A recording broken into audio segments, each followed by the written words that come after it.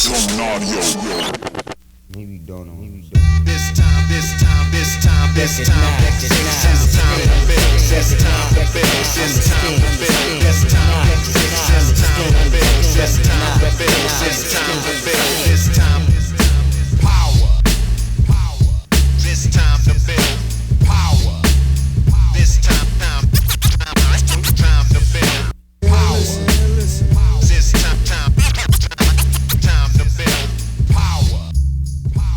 What's up, everybody? I'm your host, Chris Hampton, and I'm sitting here just outside of Maple Canyon in Ephraim. Is that how you say this town's name? Ephraim? Don't ask me. Ephraim, Utah, and I'm with Lee Cujes. This is a What, When, How to Train episode for the Blue Mountains. Lee's been on here before. We've talked about a lot of things in a lot of different times. I think you've been on the podcast twice now. One, a big community episode with the Black Heathens, and one, an episode about, is it really a plateau? Is that right? Yeah, it's good to be back. Good. I'm psyched that you're here. And I'm psyched for this episode because you are about as nerdy as it gets when it comes to how do you train for a specific area? And we're talking about your area. Harsh but fair. Tell me a little about the Blue Mountains to start. And first off, is it blues or blueies? Because I know all you Aussies like to add e's to the end of shortened words. Yeah, we love it. It's blueies, but the spelling of blueies is still a hotly contested debate. Oh. Whether you throw the Y in at the end or whether it's an IES. I'm personally an IES, but I think I'm in the minority. I'm not sure. But anyway, definitely blueies, not blues. I have it written down here with a Y, so there you go. I think that's now the de facto way. If you wish it to be. Yeah, but as long as you say blueies. But it really, probably, I have to say, probably outsiders call it the blueies. And if you're a local, you just refer to it as the mountains. Oh, that's interesting. Yeah. Yep. Why do you think? Because the first thing I noticed in Australia is everything is shortened. Meccas, tradies, everything gets a shortened. Why go to the longer word? No, but it's just MTNS. Not even joking. Got it. Okay. All right, fair. Tell me about the mountains. It's probably the most climbing dense. So if you're about quantity and not necessarily quality, no, we're going to talk about good quality stuff here, but it's also well known as because it's a soft sandstone climbing area. So it's one of those. It's got a lot of unique characters in terms of the way it was first developed and in terms of protection. So it started off as a very, the history of the area goes back to it was one of the first places in Australia that was, I suppose, approached as they used it like, when they were transferring from kind of mountaineering into roped rock climbing. Mm-hmm. And as that was happening in kind of, I guess, really around 1915 or so, there was some areas and some mountains in Queensland, in the Glasshouse Mountains, that were climbed pretty much first. And right around that same time, just afterwards, the Blue Mountains and a small group of crazies called the Katoomba Suicide Club. That was their name, with Dr. Dark. That was he was like wow. the leading figure. This needs to be a graphic novel or something. It's pretty wild. These guys were, so they were mostly soloing around and sometimes like tying a rope around their waist and going up. And you've been there, you've seen it. It's pretty out there. Yeah. We're talking, multiple 100 meter high cliffs that they were climbing around on. And yeah, so the history is really big. And because the area is quite large, so I keep aiming to do the miles conversion, but like 100-mile sort of radius of sandstone escarpment, kind of fully visible to the naked eye, as opposed to like I always think of it as being a little bit analogous to the red. Mm-hmm. In the States. But for the red, for me, when I went there the first time, I was expecting it to be a bit like the the Blue Mountains, but the red to me was like hidden in forest. I couldn't really see it. I was driving up there and there was just trees and I would have to walk in, whereas the Blue Mountains, it's kind of in your face. Yeah. When you drive up, you see it. It's a big escarpment. So it's really actually fascinating driving in, at least it was for me, because when you're coming in from Sydney, you're basically driving on this highway that's on the top of the center ridge of the mountains, right? Exactly. And so you see the views. Passing all these towns that are like dotting this ridge, and you're just way up above the floor for the whole time. Exactly. It's very cool. So as a climber, you're walking down or you're wrapping in to access the cliffs, which is pretty cool. Like it's good to be on top of the thing. And look, that's 8 years ago, we decided we'd been going there for 20 years, and we'd always go down there for our Christmas holidays. And then 8 years ago, we just decided, we're just going to buy a house that sits on the top of that ridge. Yeah. That's the place to be. Because if you want to go out and climb different stuff all the time, you're either going to, if you're in Australia, you're going to probably make one of two decisions. It'll be the Blue Mountains or it'll be somewhere in Victoria, so you've got access to the Grampians and Arapalis. That's probably the main choices. There are others, of course, but they're probably, if you're going for numbers of rock climbs, they're your two options. Yeah. I know there's a pretty strong climbing community in Blackheath. Does that also extend outward to like Mount Vic and Katoomba and further down the line, either direction?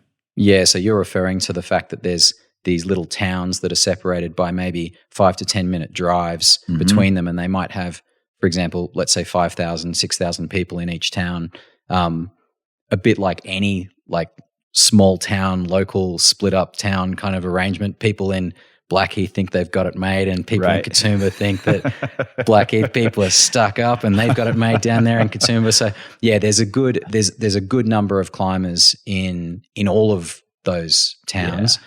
Blackheath, for whatever reason, because has a lot of climbing really close to it. They all do. Mount Victoria has a stack of climbing right there as well. There's no particular reason. I mean, I guess one is always going to have more climbers and be more of the seen as more of the hub, and that's probably is Blackheath. But I'm only saying that because I'm in Blackheath. If there were a climbing battle, a climbing face-off between all the towns in the Blue Mountains, would Blackheath be the clear winner? Yes, the clear winner. Okay. As long as Ben Cossey doesn't move house. Fair. If there were a battle between Blackheath and Sheffield, who wins? I get the feeling they fight dirty. They might. Yeah, and we might lose out to their dirty tactics. Yeah, they've got, I don't know, they're scrappy in the UK. You got to watch them. I would like to think we'd hold our own. I know we'd all be at the pub at the end of it. That's for sure. Exactly. That's for sure. Yeah, I do think, it's always interesting talking about climate towns, and I mean, you live in one as well. Yeah, we've talked about that a lot, like the differences between these climate towns, but they end up being little mirrors of each other in lots of respects, I think. Yeah, absolutely. Yeah. Is there like a de facto climbing mayor of Blackheath or of the Blue Mountains? I think in the past there probably has been, or at least the way, as an outsider then looking in, I think there has been. Mitch Warren for a long time was a guy that was considered the mayor, but probably most people that Sydney climbers that come up to the mountains now wouldn't even know who Mitch Warren was. But he wore that mayor hat for a while. He was the guy that kind of the self-imposed ethics police, the guy that was saying what you could and couldn't do in terms of rebolting, all these kinds of things. So he held that role for a lot of years until one day he disappeared after assaulting somebody with a stick.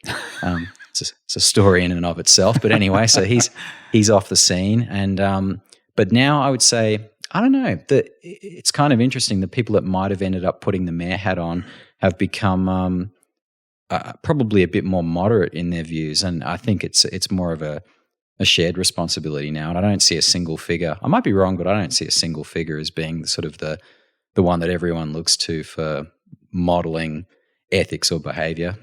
Yeah. If you had to vote, if you were forced, like I understand there's a compulsory vote coming up in Australia.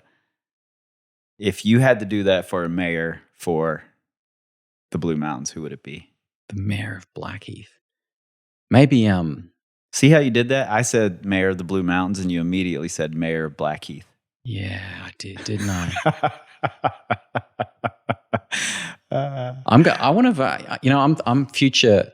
I'm looking into the future, so I want to vote for Lee and Andrea's like 3 or 4 year old son, Max Cossey. All right. I like Yeah. this. Yeah, I like this idea a lot. I think. Yeah, he's got a big future.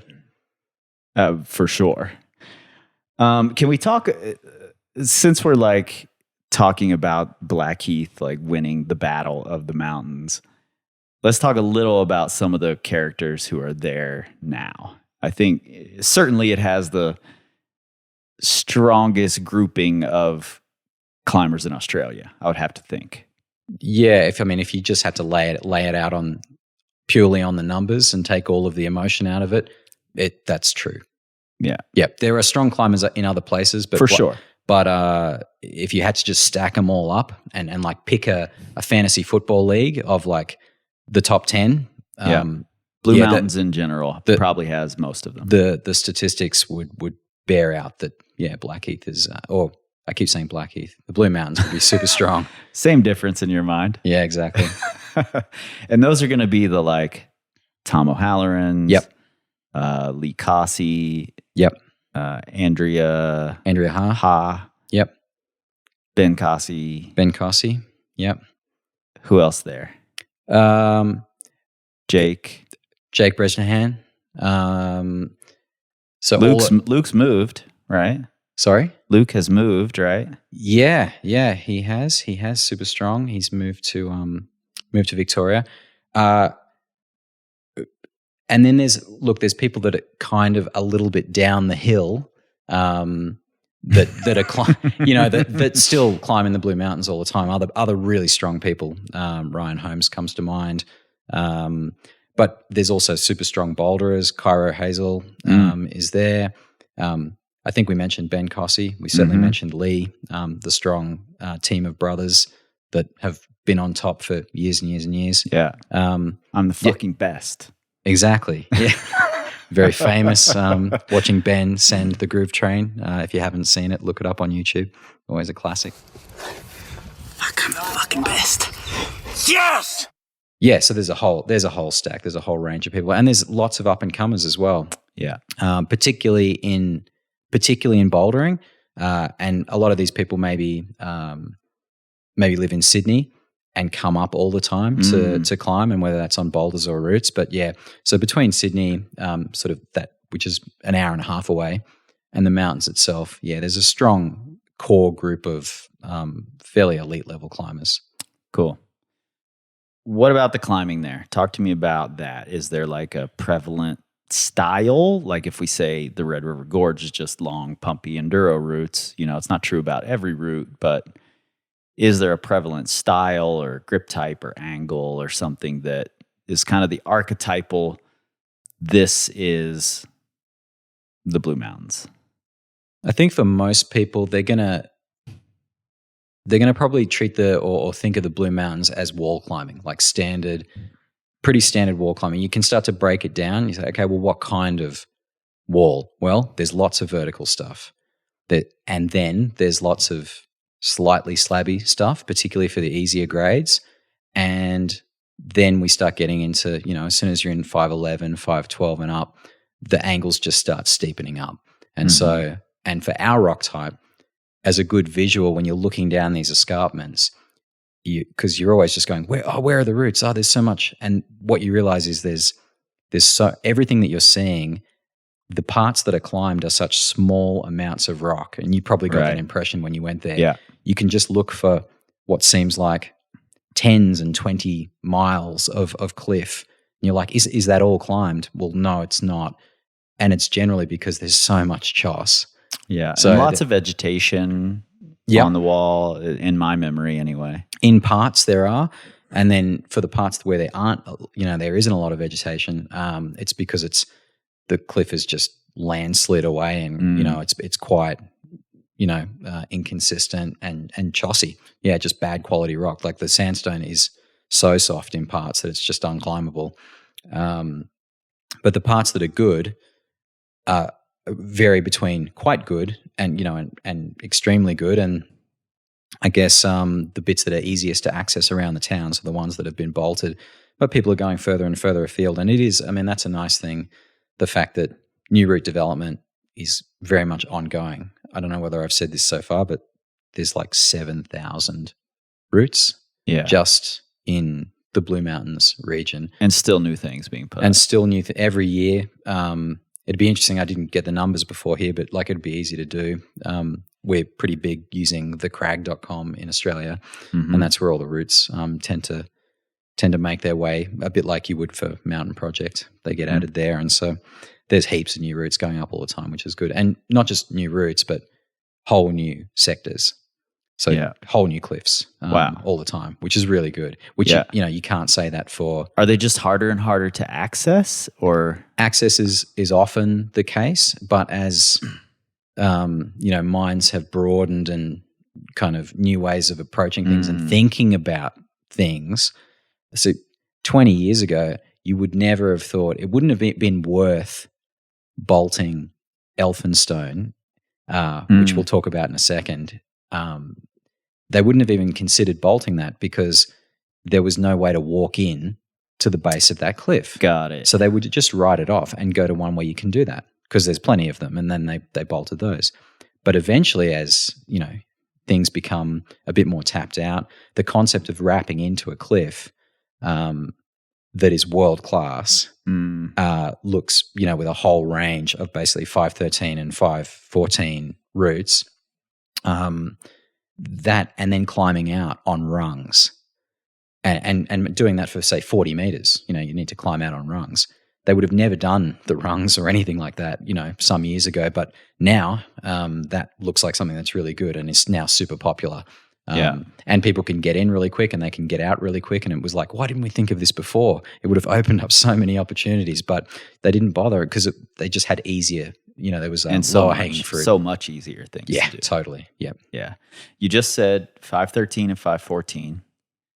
And if you haven't been to Australia, if you haven't paid attention to the routes there, you may not know that they have a totally different grading scale, the Eubank scale. Is that right? Yeah, exactly. After John Eubank that came up with it. And it's pretty brilliant. It's just, I don't know if, does it start at 1? Starts at 1. And just goes 1, 2, 3, 4, 5, 6, 7. And exactly. All the way to what's the top grade now? Like, well, you're 30. Out or something. Our top grade is, and I hope I don't get this wrong, would be like 36.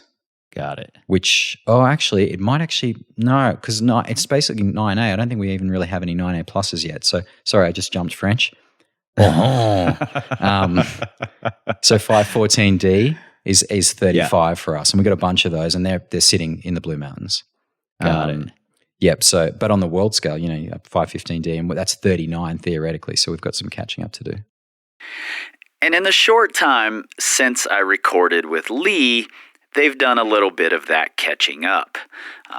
In just a few days apart, 2 potential 15As or 36s were added to Australia, one in Nowra by Ryan Sklinica called Hard Cheese, and one in the mountains, Tom O'Halloran added Hump of Trouble.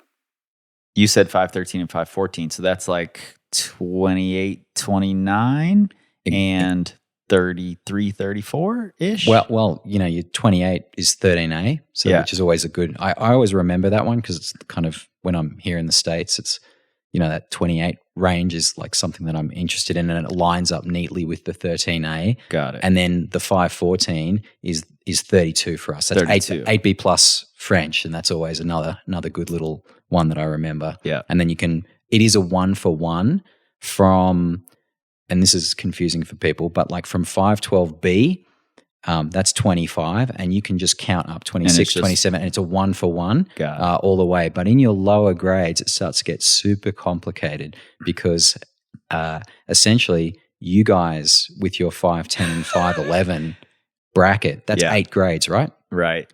Well, that only splits over 6 of our grades. Right. So that's from 19 through to 24. So that's why, when we're here sometimes and my wife Sam is she's like, I don't know, that doesn't really feel like, this is 10D. And then she comes back and says, oh, well, actually 10D is the top end of 20 and the bottom end of 21 for us. Yeah. So we call them split grades. Right. So yeah, your system a little bit for the lower grades is, particularly in 5, 10, and 11, you have a tighter bracket, which is always interesting. Mm-hmm. You got more work to do in your grading than we do for those grades. I don't know what grades mean anyway. Our grades are fatter. There. I just guess. That's what grades mean to me. Yeah. Climbing style. All right. Okay, so we said wall climbing. What haven't we said? Fairly gritty rock, and a lot of basically the features tend, because it's sandstone, and look, I know not all sandstone areas are this way. The Red's a good example. You have huge pockets and flowing, swirling features that are totally amazing. The Blue Mountains doesn't have much of that. What it does have is it's kind of like a simpler sandstone where you can imagine the sandstone used to be a seabed and the layers get laid down and then they harden. And when that's exposed, you end up with everything is kind of in horizontal bands. Right. And so the holds that you're gripping most of the time are horizontal edges of different sizes. Not all the time, but prevalent. It's archetypal. So mostly horizontal edges and horizontal breaks is what you're finding on routes, with a smattering of other things. And the other thing that makes it kind of cool is, yes, there's sport cliffs that are single pitch that might vary from, 30 feet to, a full rope length in height. But then just 20 minutes from town is, and from where you stay, you can wrap into 8 and 10 pitch multi-pitches. Right. And they're right there. And people do it as an afternoon or a morning.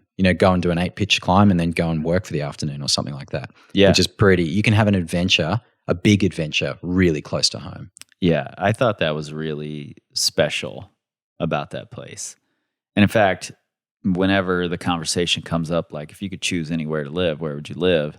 I've said Blackheath a number of times because it's so fantastic to be able to do that. Go climb a hard sport route, 15 minutes from your house, and also go do a 6 or 8 pitch trad or sport climb, essentially, in half a day. That's amazing. I think the thing that draws a lot of people is from a lifestyle option. Like when I lived in Queensland, which is up further north and where it's warmer, climbing still very, very good and super varied. But when you went climbing, you just, with where the climbing was, you went for the whole day. Yeah.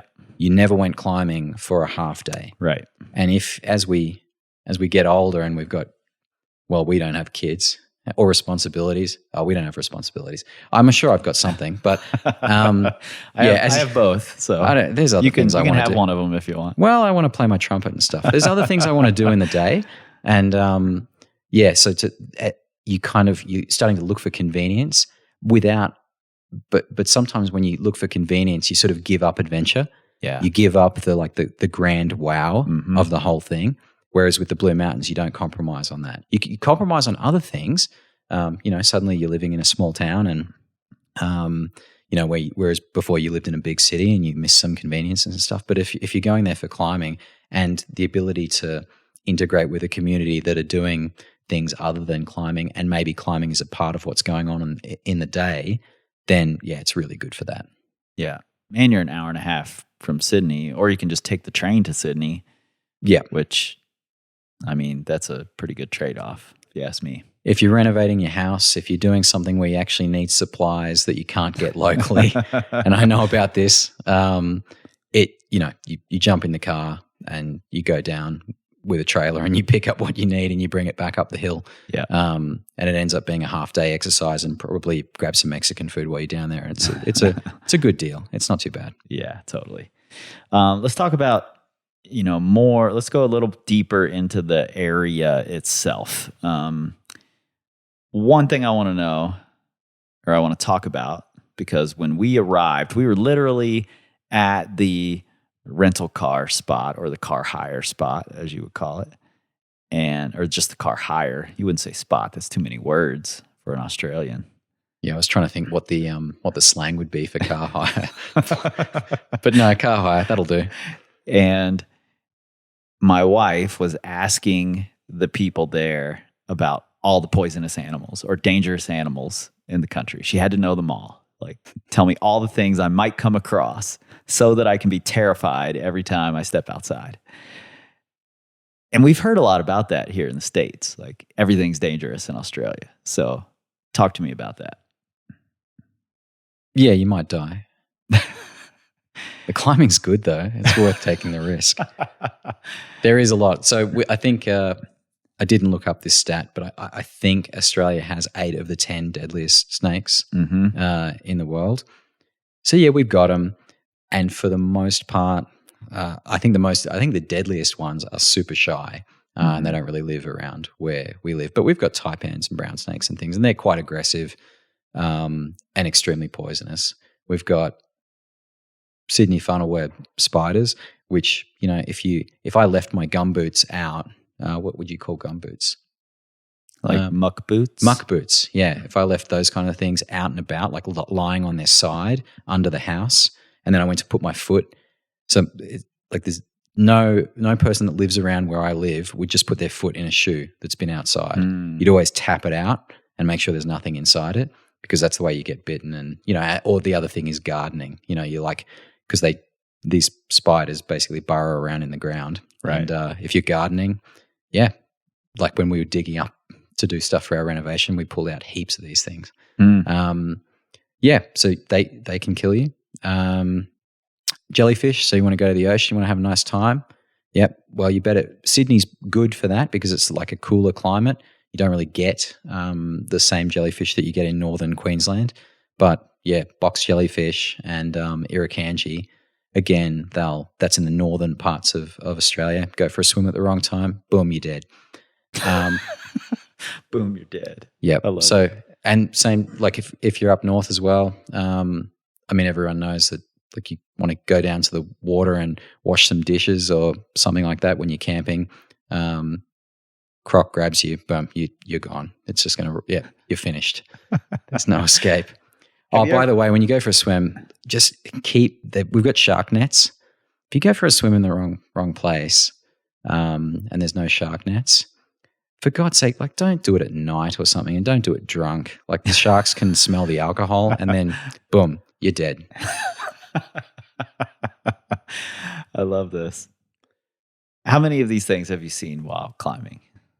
While climbing, look, you'll see it's pretty uncommon. Like if without taking the piss, which is what we would say. I haven't seen anything like in the last year of my climbing. I haven't seen anything in a year. But coming out of winter now, which we'll be coming out of winter soon, and things start warming up, people will be out trail running, which is super common in the Blue Mountains. A beautiful spot to do it. It's amazing hiking. Trail running, very common for them, like someone on a 5K run to see a snake and and jump over it on their run. Super common. But going climbing, usually with a few people and stuff like that, it's pretty uncommon. Yeah. You're sticking to tracks and to, area base of the cliff. Right. Fairly uncommon. Yeah. We didn't see a single koala while we were there either. You will not see them. Yeah, you're really going to have to. It's a shame. I think they've all got chlamydia. That's what I heard. Yeah. Google it if you don't believe me. It's actually a thing. But they're on the decline, which is sad. So it's worth coming and maybe going to one of the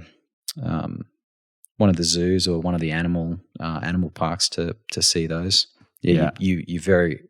It's super uncommon to see them in the wild now. We did see lyrebirds with you guys, though. Yeah, they're awesome. Blue Mountains is great for lyrebirds and bird life in general. And the fact that they mimic things like motorcycles, chainsaws. Yeah. You should look up videos of the lyrebirds. Lyrebird. It's kind of amazing. To persuade females to come close and admire his plumes, he sings the most complex song he can manage, and he does that by copying the songs of all the other birds he hears around him, such as the kookaburra.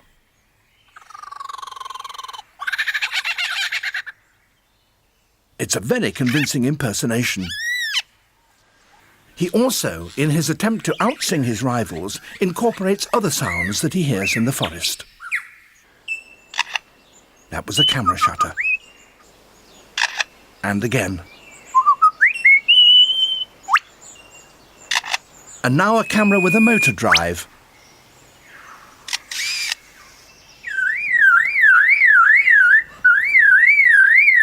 And that's a car alarm.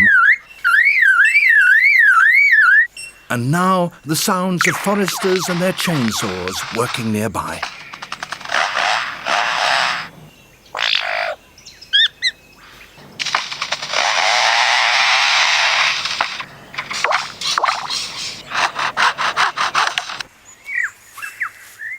The lyrebird's on one of our, I think it's the 10 cent coin. Oh, really? Yeah, I think so. It's one of our currency pieces. It's a good one. It's a good bird.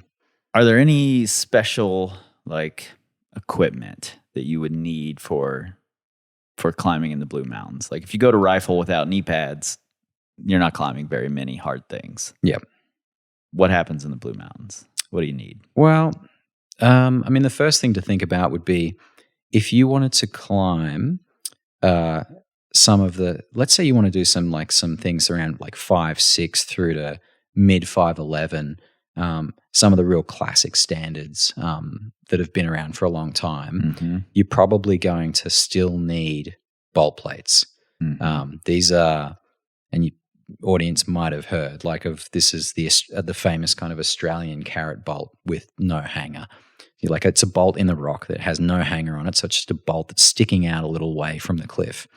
And if you didn't know and you were climbing some multi-pitch and there was a critical bolt, you'd just be looking at it going, what do I do with this, if you've never seen one before? So we make and have for probably since the 60s or 70s made these keyhole-shaped brackets that slide onto the bolt, and then the quick draw gets clipped to it.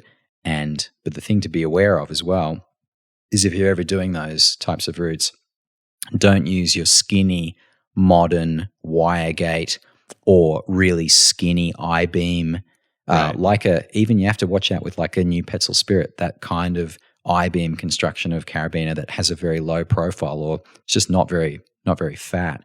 They can still, it cannot block the hole in the keyhole enough to stop it sliding off. And I know that's difficult. If you've never used these things, you go, what is this guy talking about? But just consider which carabiners you use to clip through those bolt plates, because otherwise what happens is, and this has happened, someone's 8 bolts up on a route, goes to pull rope, it rattles the rope down the route, and every single quick draw rattles off the bolt, and you are now soloing. God. And then if you get nervous, boom, you're dead. Australia's fucking dangerous. So that's one thing. Bolt plates, that'll be one. You can probably, if you know anybody around, we're happy to loan them. We've got way too many. I got a bucket of these things that I'll never use. So yeah, you can always ask around, or just get them at the local shop and use them as a souvenir. Grab 6 or something, and that'll probably do you for most of what you'll do. The other thing you can use as well, just in a pinch, is sliding the nut down on a on a wide stop. I think you call them stoppers, right? We call them nuts or wires. Just slide the metal part down so you've got the loop, and then put it over the bolt and slide the nut back up. Cinch it up. Yep. Yeah, I've whipped on those. That's fine. Yep.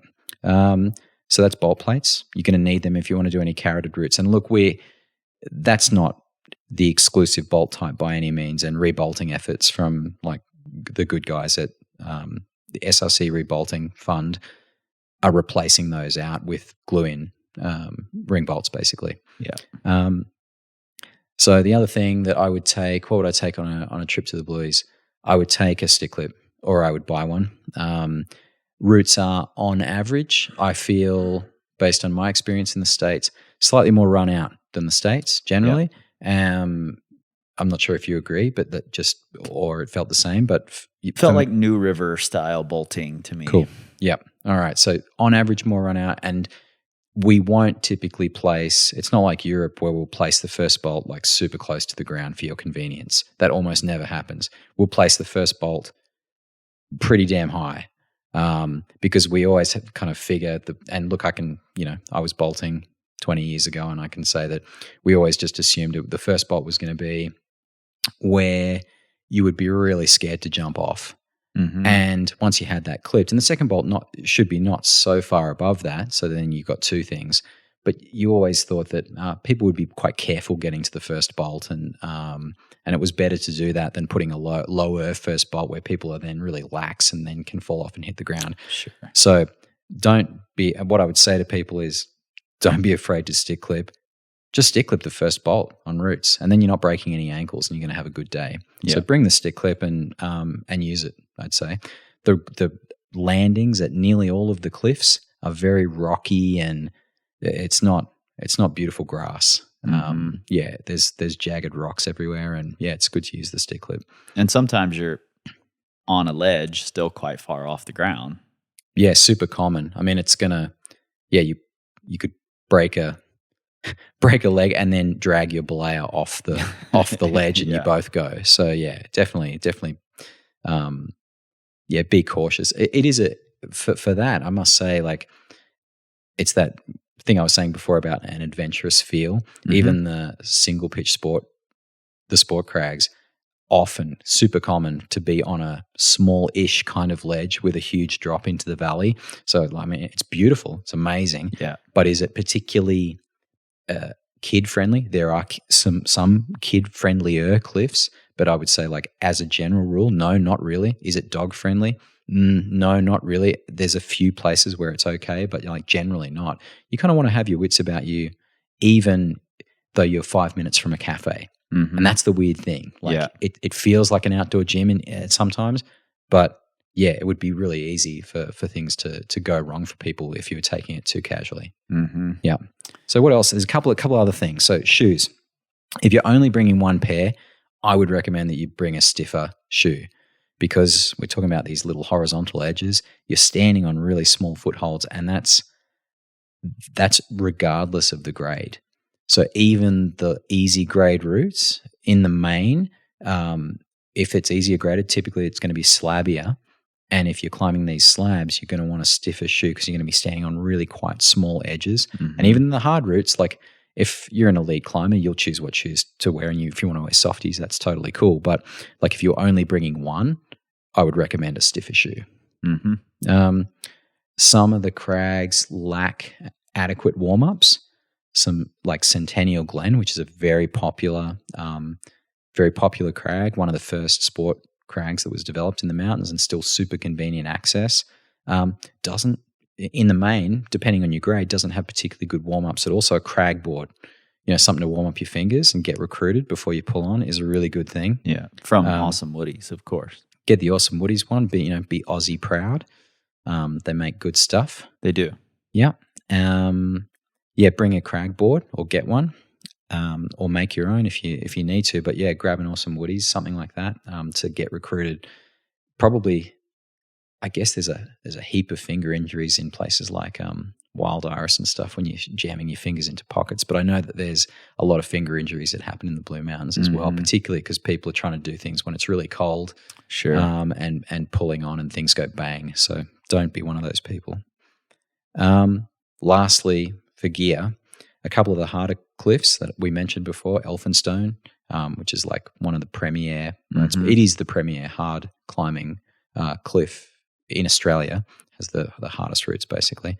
And also the Pit, which absolutely shines at 13A. It's like, for me, it's the best 13A cliff in the Blue Mountains. Both these areas have abseil in, climb out approaches, and that kind of means you're going to want some kind of rope grab, like a T-block or a mini traction. And are you climbing out up a route? You're climbing out up a – I didn't explain that. So that you would wrap in, and then when you climb out, you're climbing out on rungs, and you're protecting yourself with a sliding rope grab on the fixed rope that you've come in Got on, it. you've abseiled in on.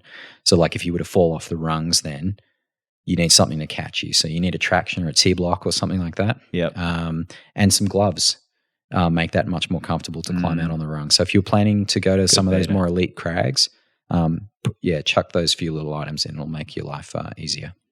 Good beta. Let's talk wind. Is there, like, a lot of areas have a busy season and then they have the actual good weather season. You know, Lander's a prime example of that. It's really busy in the summer because it's one of the better areas in the country, but the shoulder seasons are actually much better to climb there. Well, that's a carbon copy of what I would say for the Blue Mountains. And I'm looking at, I just pulled up the crag.com and I'm looking at this, where the ticks are being put in. Mm-hmm. The two highest months are basically December, January, but that's our summer. Right. And that is not, I repeat, not the best time to climb in the Blue Mountains.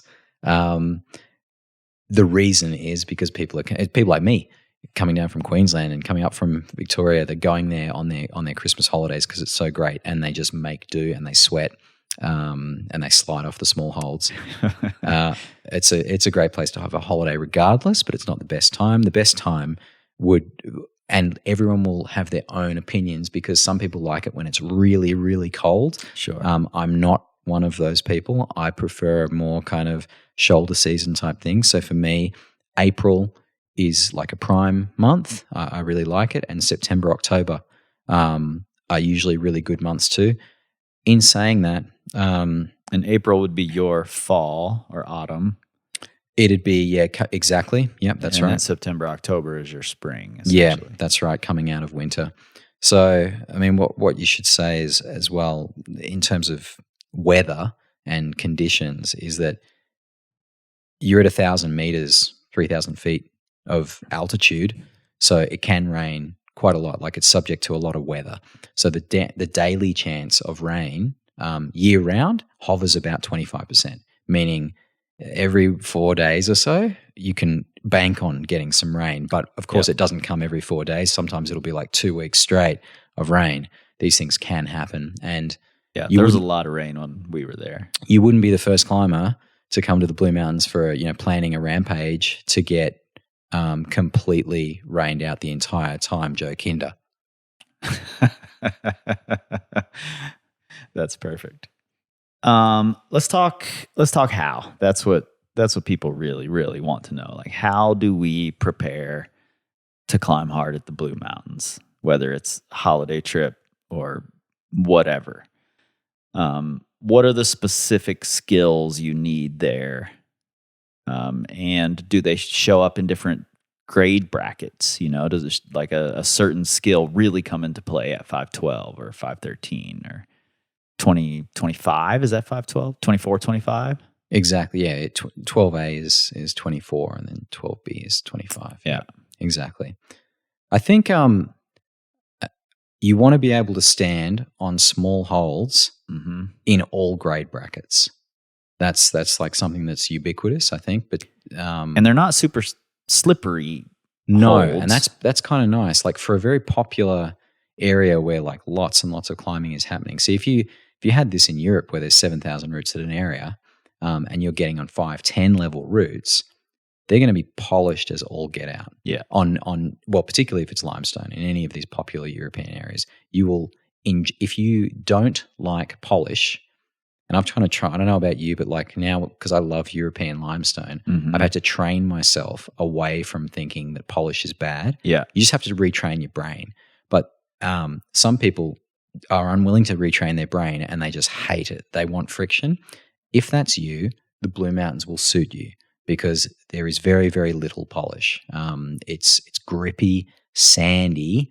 So sometimes you'll move your foot on an edge or and you'll feel the grains of sand give way. It is like that. So yeah, there's great friction on the majority of the holds, unless they're made of glue.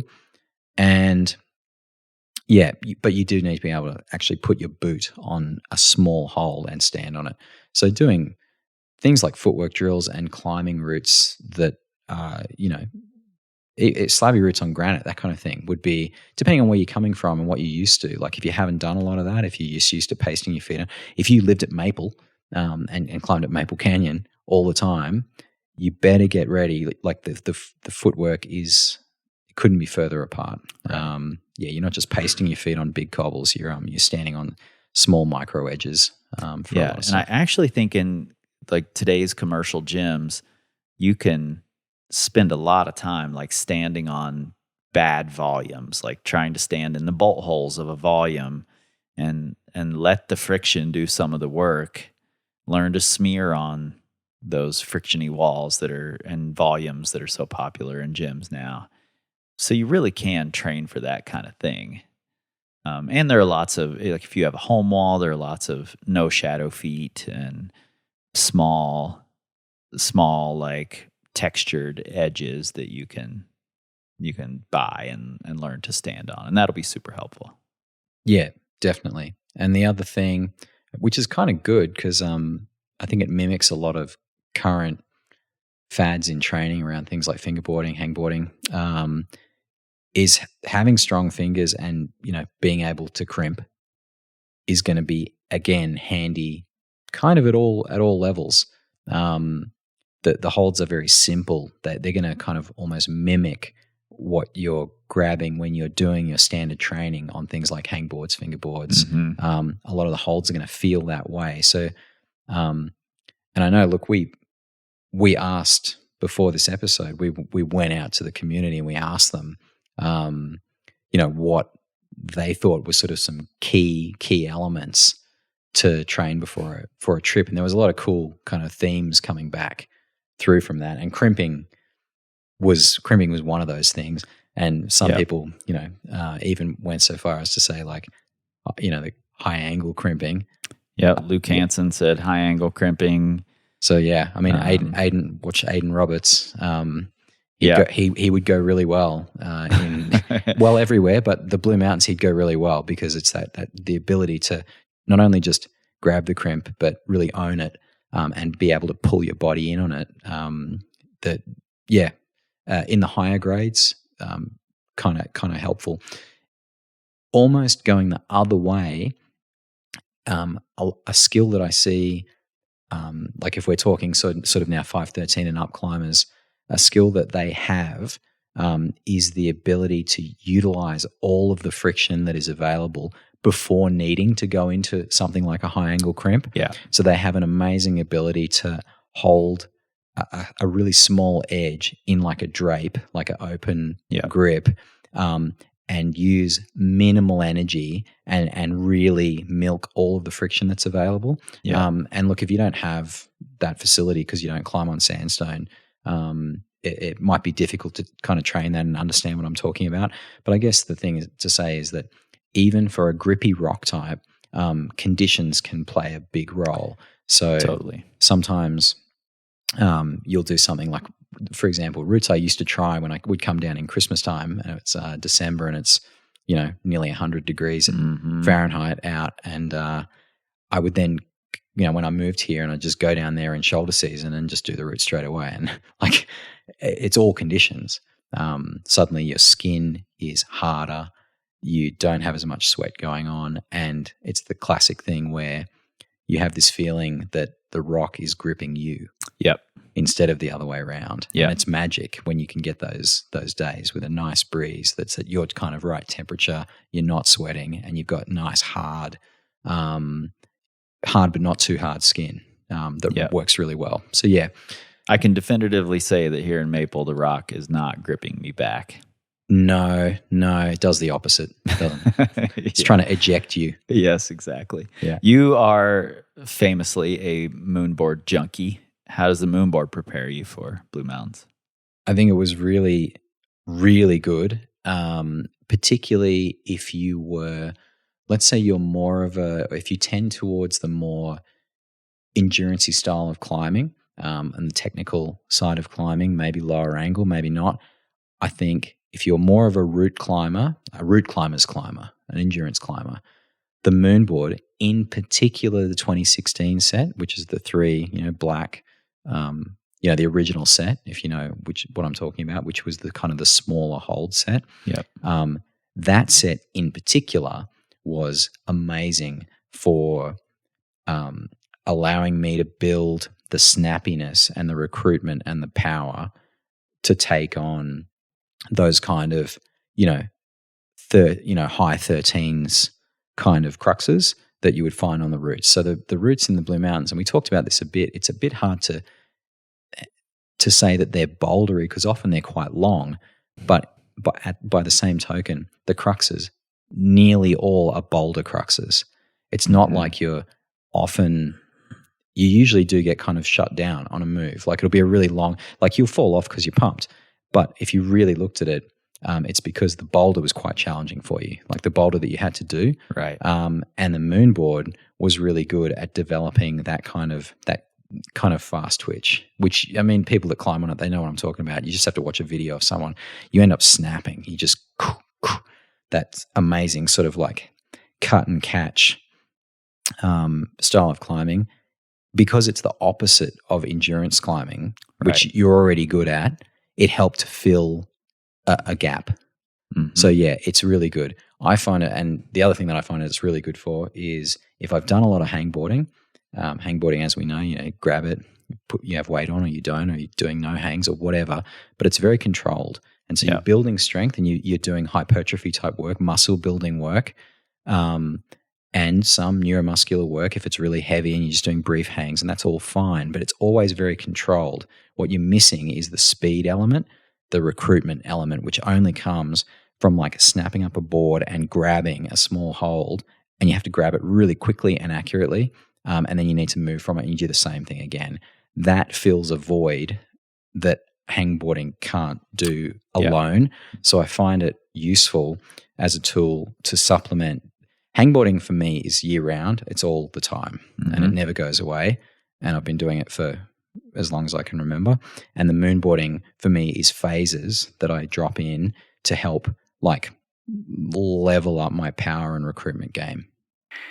If you happen to be a moonboard frother the same as Lee, then you might want to check out his moonboard benchmark buster training plan through Sequence app, which is run by another mountains mega crusher, Jake Bresnahan. And you can find out more about that at sequence-app.com. And if there's one thing I know about Lee, it's that he doesn't half-ass anything. So I bet all of you moonboard frothers will be quite happy. You mentioned that the roots can be really long, but they're also bouldery. Are they generally sustained, or are they like boulder, rest? I think typically it is more the latter. So it's more of like a boulder rest in some format. So the easier the route, the better the rests. Yeah.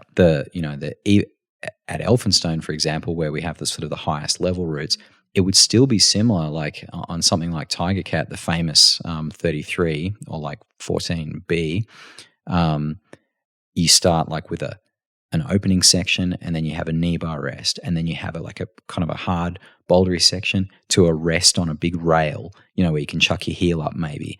And then you have the cartoon crux, that they can call it cartoon crux because it's using a hold that really it's just a suggestion. It's just a cartoon drawing of a hold. It's not really a hold that you have to use. And then you get through to a big like wrapping jug horizontal kind of rest.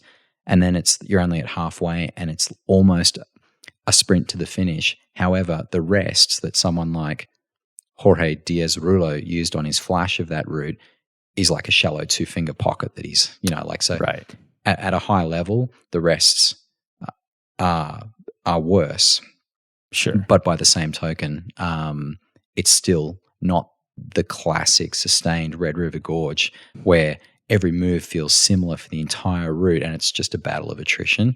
It is a little bit more, one way to say it would be discontinuous. The other way to say it would be, I guess, sort of tactics inducing, where you're figuring out for your body chemistry, what is the way to win this battle? Is it going to be is it a sprint? Is it an Anamondra sprint? Or is it going to be, 5 minutes at this hand jam rest in a break? Yeah. That's going to win it for you.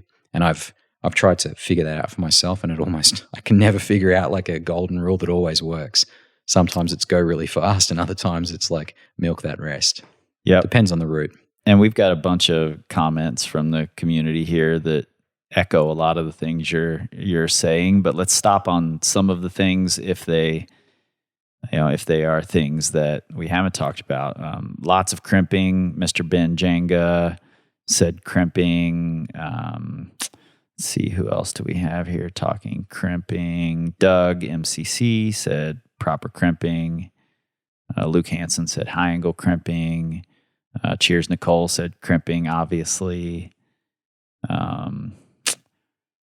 That's a good point Nicole makes actually around, we didn't mention the whole, if she's short, so she's saying short person stuff is lock-offs and high steps. So often there's a long distance between these holds, even on like low-grade routes, which can mean, and of course they're still doable. Like we've got some classic reachy things that Lynn Hill, climbed when she was out there, just floated up everything. So all these things, they're still possible.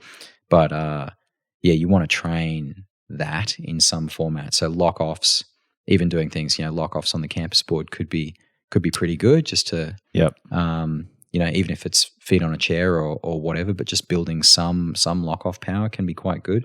And I think finding and doing lock-offs on the wall is really valuable too, because like Will Vidler in here says ability to grab an edge and lock it to your hip. A lot of that comes from how you place your lower body and the position you get into, and learning how to hold those lock-offs that are, far too big for you to just be able to lock off, if you're like holding a ring or something. Yeah, totally. Yeah. The other one that comes up a few times from different people is mentioning skin. Yeah, that's a big one. That one was a surprise for me when I was there. It's you lose a lot of skin climbing. It would be typical that, and I remember I was talking to Sam about this, and she related. Do you remember? She said, "Do you remember like when we used to drive down and we'd have our first day? We were super frothing, just out there climbing heaps." And then the second day, and you might be down there for 10 days or something. So the second day, everyone is looking in your group is just looking at their fingertips going, I don't think I can climb. Yeah. Like you just have red. You have good, I always say with your fingers, you've got good red and then you got bad red. And so you're looking down and you're seeing bad red across all of your tips. Like a comp climber would after they've just tried that fourth. The new World Cup. They're on their fourth problem in the Volumes World Cup and they've just tried it 20 times and just sliding down some volume. Like it's that bad red. And that's what happens on day 2. And then you of course have a rest day and you come back and your skin has miraculously, like it's come good. So if you do have, for example, if you've got a fairly short trip, it does pay to think about what you do for skin preparation prior to the trip.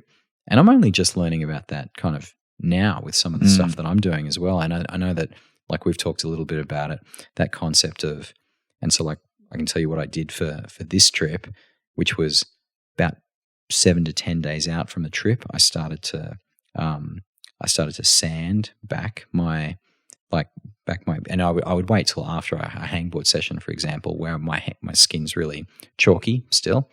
I think that's helpful. And then I would sand all my fingers and my thumbs back, and I would use you could use one of those Rhino, skin sanding things, or even better, one of the Power Company, skin files.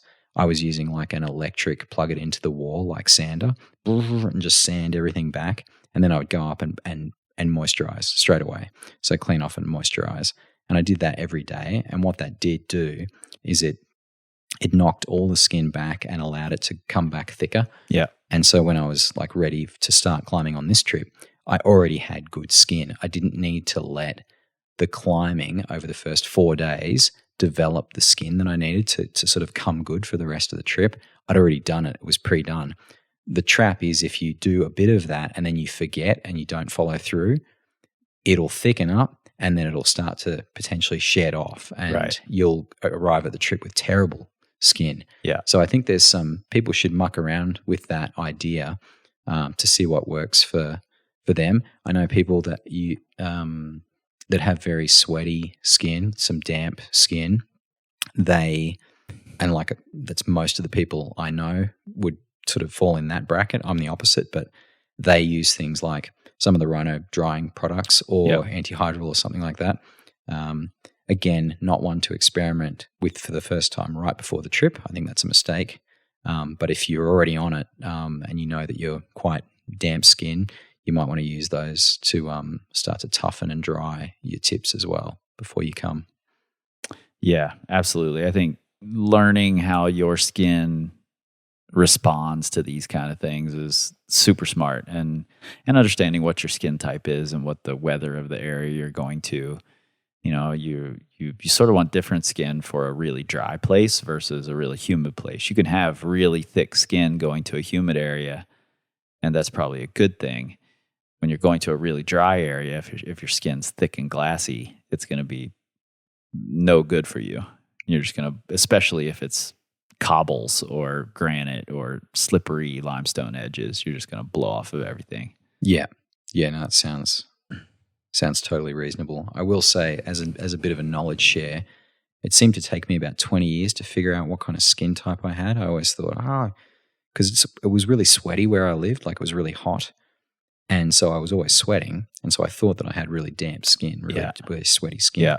And then when antihydral first came out and was first available to climbers. Of course, I'm an early adopter with these things. Yeah. I smeared it all over everything. And say you overdid it, didn't you? Yeah, I overdid it.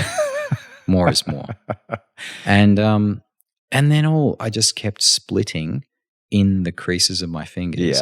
Yeah. And like an idiot, I did not connect the fact that I just kept doing it, and I just kept splitting, and then I ended up throwing out the tube so I wouldn't use it anymore, and eventually the splits went away. And it took me years and years to figure out, like, if you've tried any kind of drying agent and you are splitting particularly in your creases, which take kind of 2 weeks to then heal, and then they're weak, and they take months ultimately to come back and be good. If you're doing that and you're splitting, don't use any drying products ever. Just throw them all away or give them to a friend, and buy all of the moisturizing products instead, and sand. So just do sanding and use moisturizing products, and you'll be in a much better place. And that's coming from years of me stuffing it up and not understanding my own skin type. Yeah, I did the exact same thing, climbing in the red for years. Antihydral helped a little, I think. I did not go overboard the same way you did. I think you had already gone overboard and other people had already gone overboard, so I read your warnings and did not. But since I've moved to Wyoming, I've realized my skin's actually pretty prone to being really dry.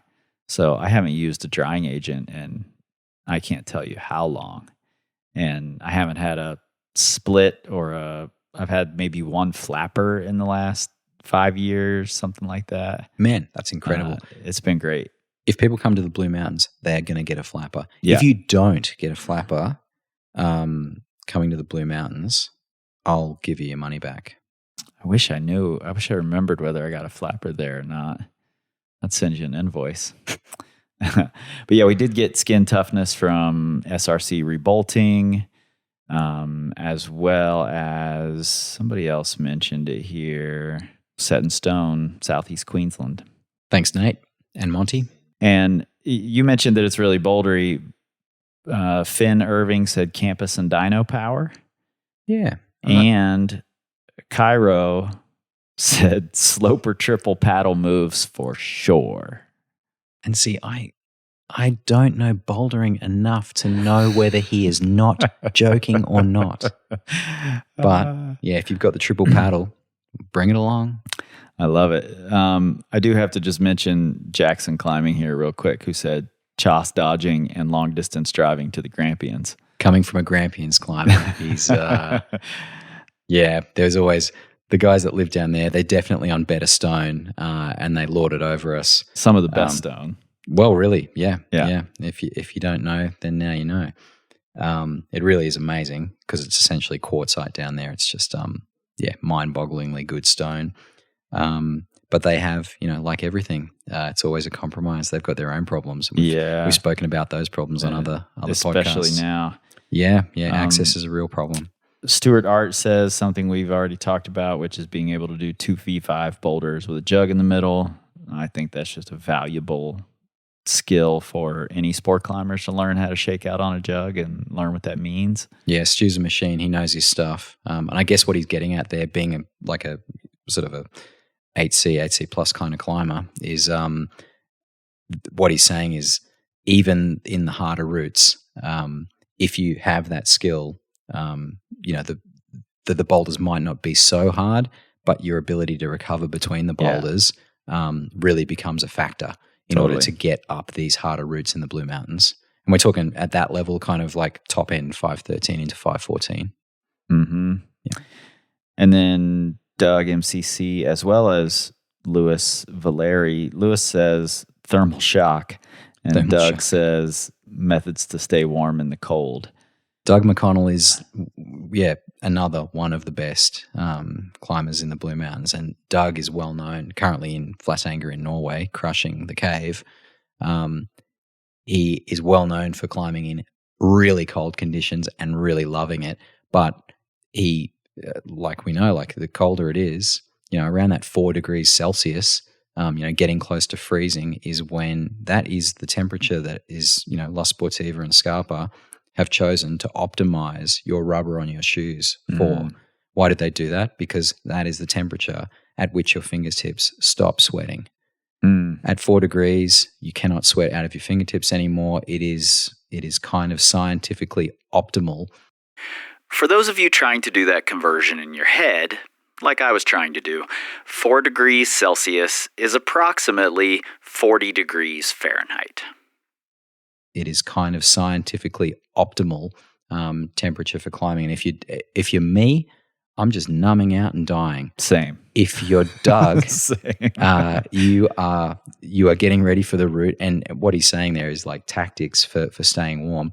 And I always I watch Dave McLeod videos of climbing in Scotland and things like this. And I'm always sitting there thinking, how is he?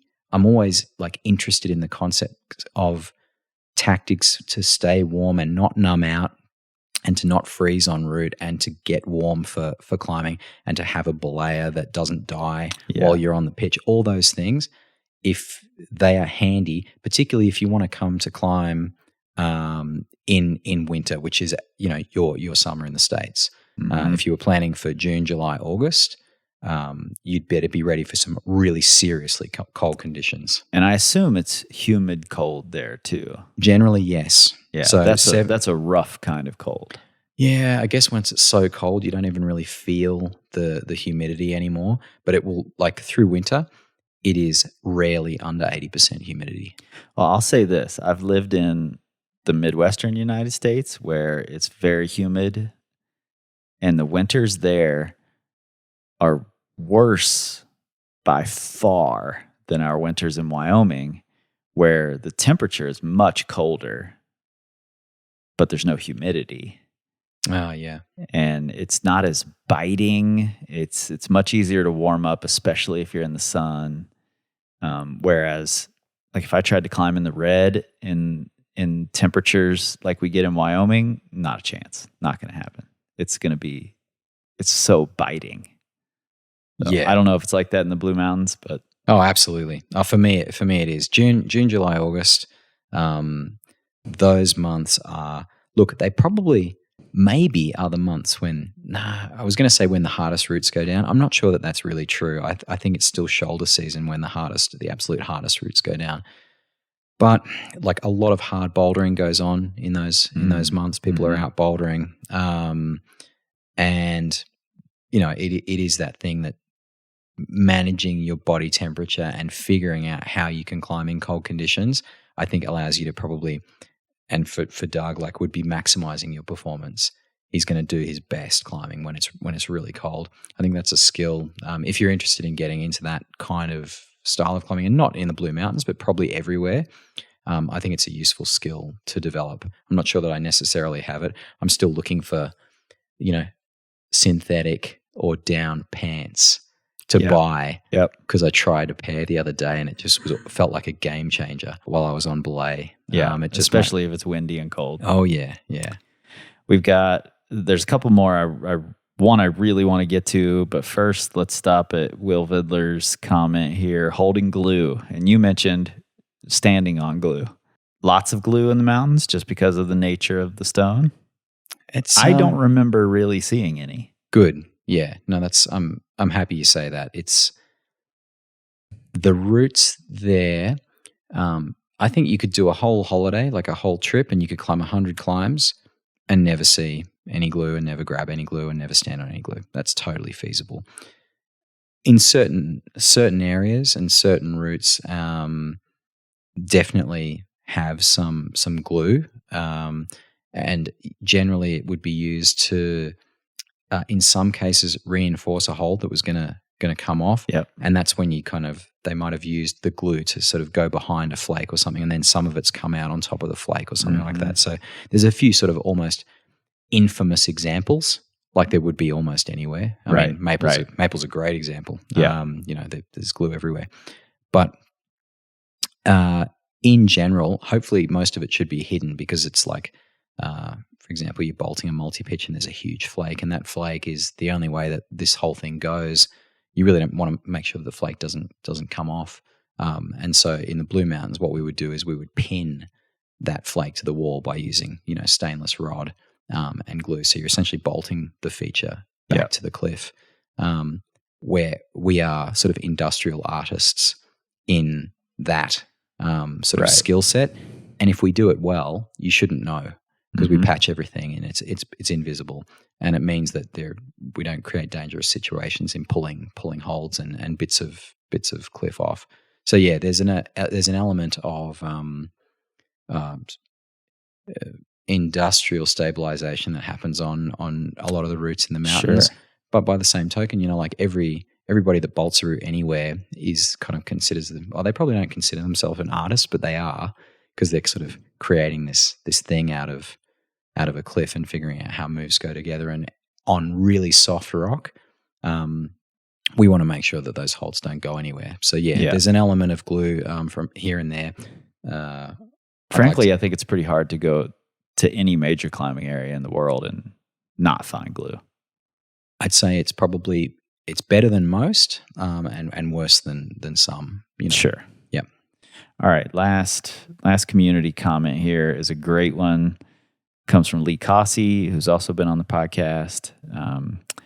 And he says, in reference to max indoor red point, so if you're coming from the gym, you're coming to the Blue Mountains, here are the things to consider. You'll need to be able to crimp 2 grades harder than you want to climb in the Blue Mountains. The resting on jugs is about equal to the grade that you're climbing in the gym. And your power endurance, 1 grade easier.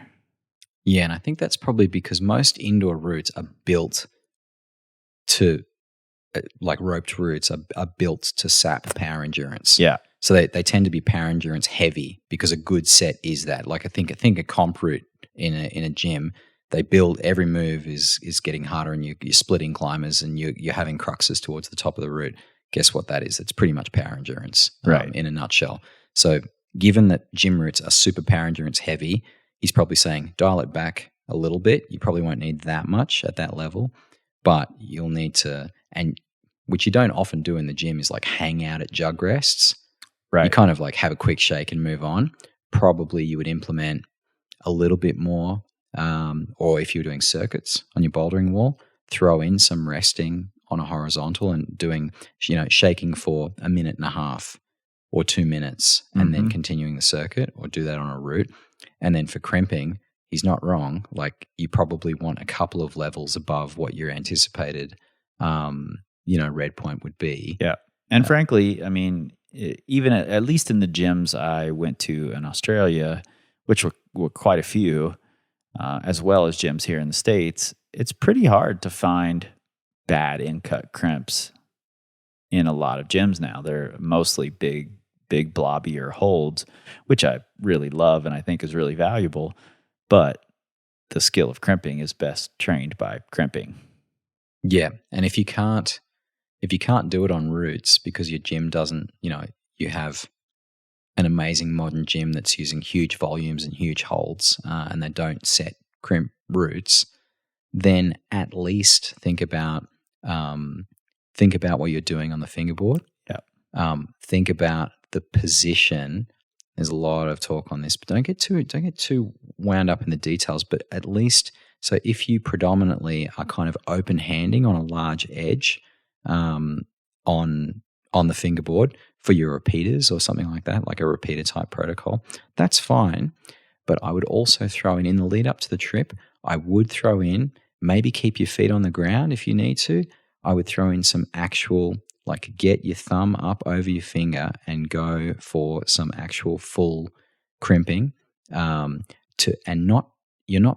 aim is not to build muscle. The aim is to build good form and to get muscle memory about the position. Yeah, get comfortable in that position. You're training being comfortable, in that sort of high angle crimp. And look, just do a little bit of that. And a great thing to use would be something like a set of micros. So an 8 mil or a 10 mil edge. Even if you're just doing it, you don't have to hang.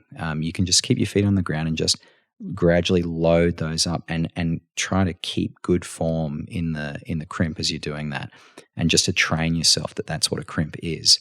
Because if you're doing a lot of open handing stuff, you might be getting some good sort of muscle building happening, and that's good, and you might be building some endurance if you're using repeaters, but you are leaving yourself open to needing to crimp and you being kind of unfamiliar in it, and the transfer might not work so well. Yeah. So when I was training recently for a route that had some really small crimps, I used a tiny little micro that I bolted to a block of wood and was lifting some weights off the ground with that, and it was painful because I was actually using a 4 mil crimp because it's just what I had, which is a tiny little razor blade.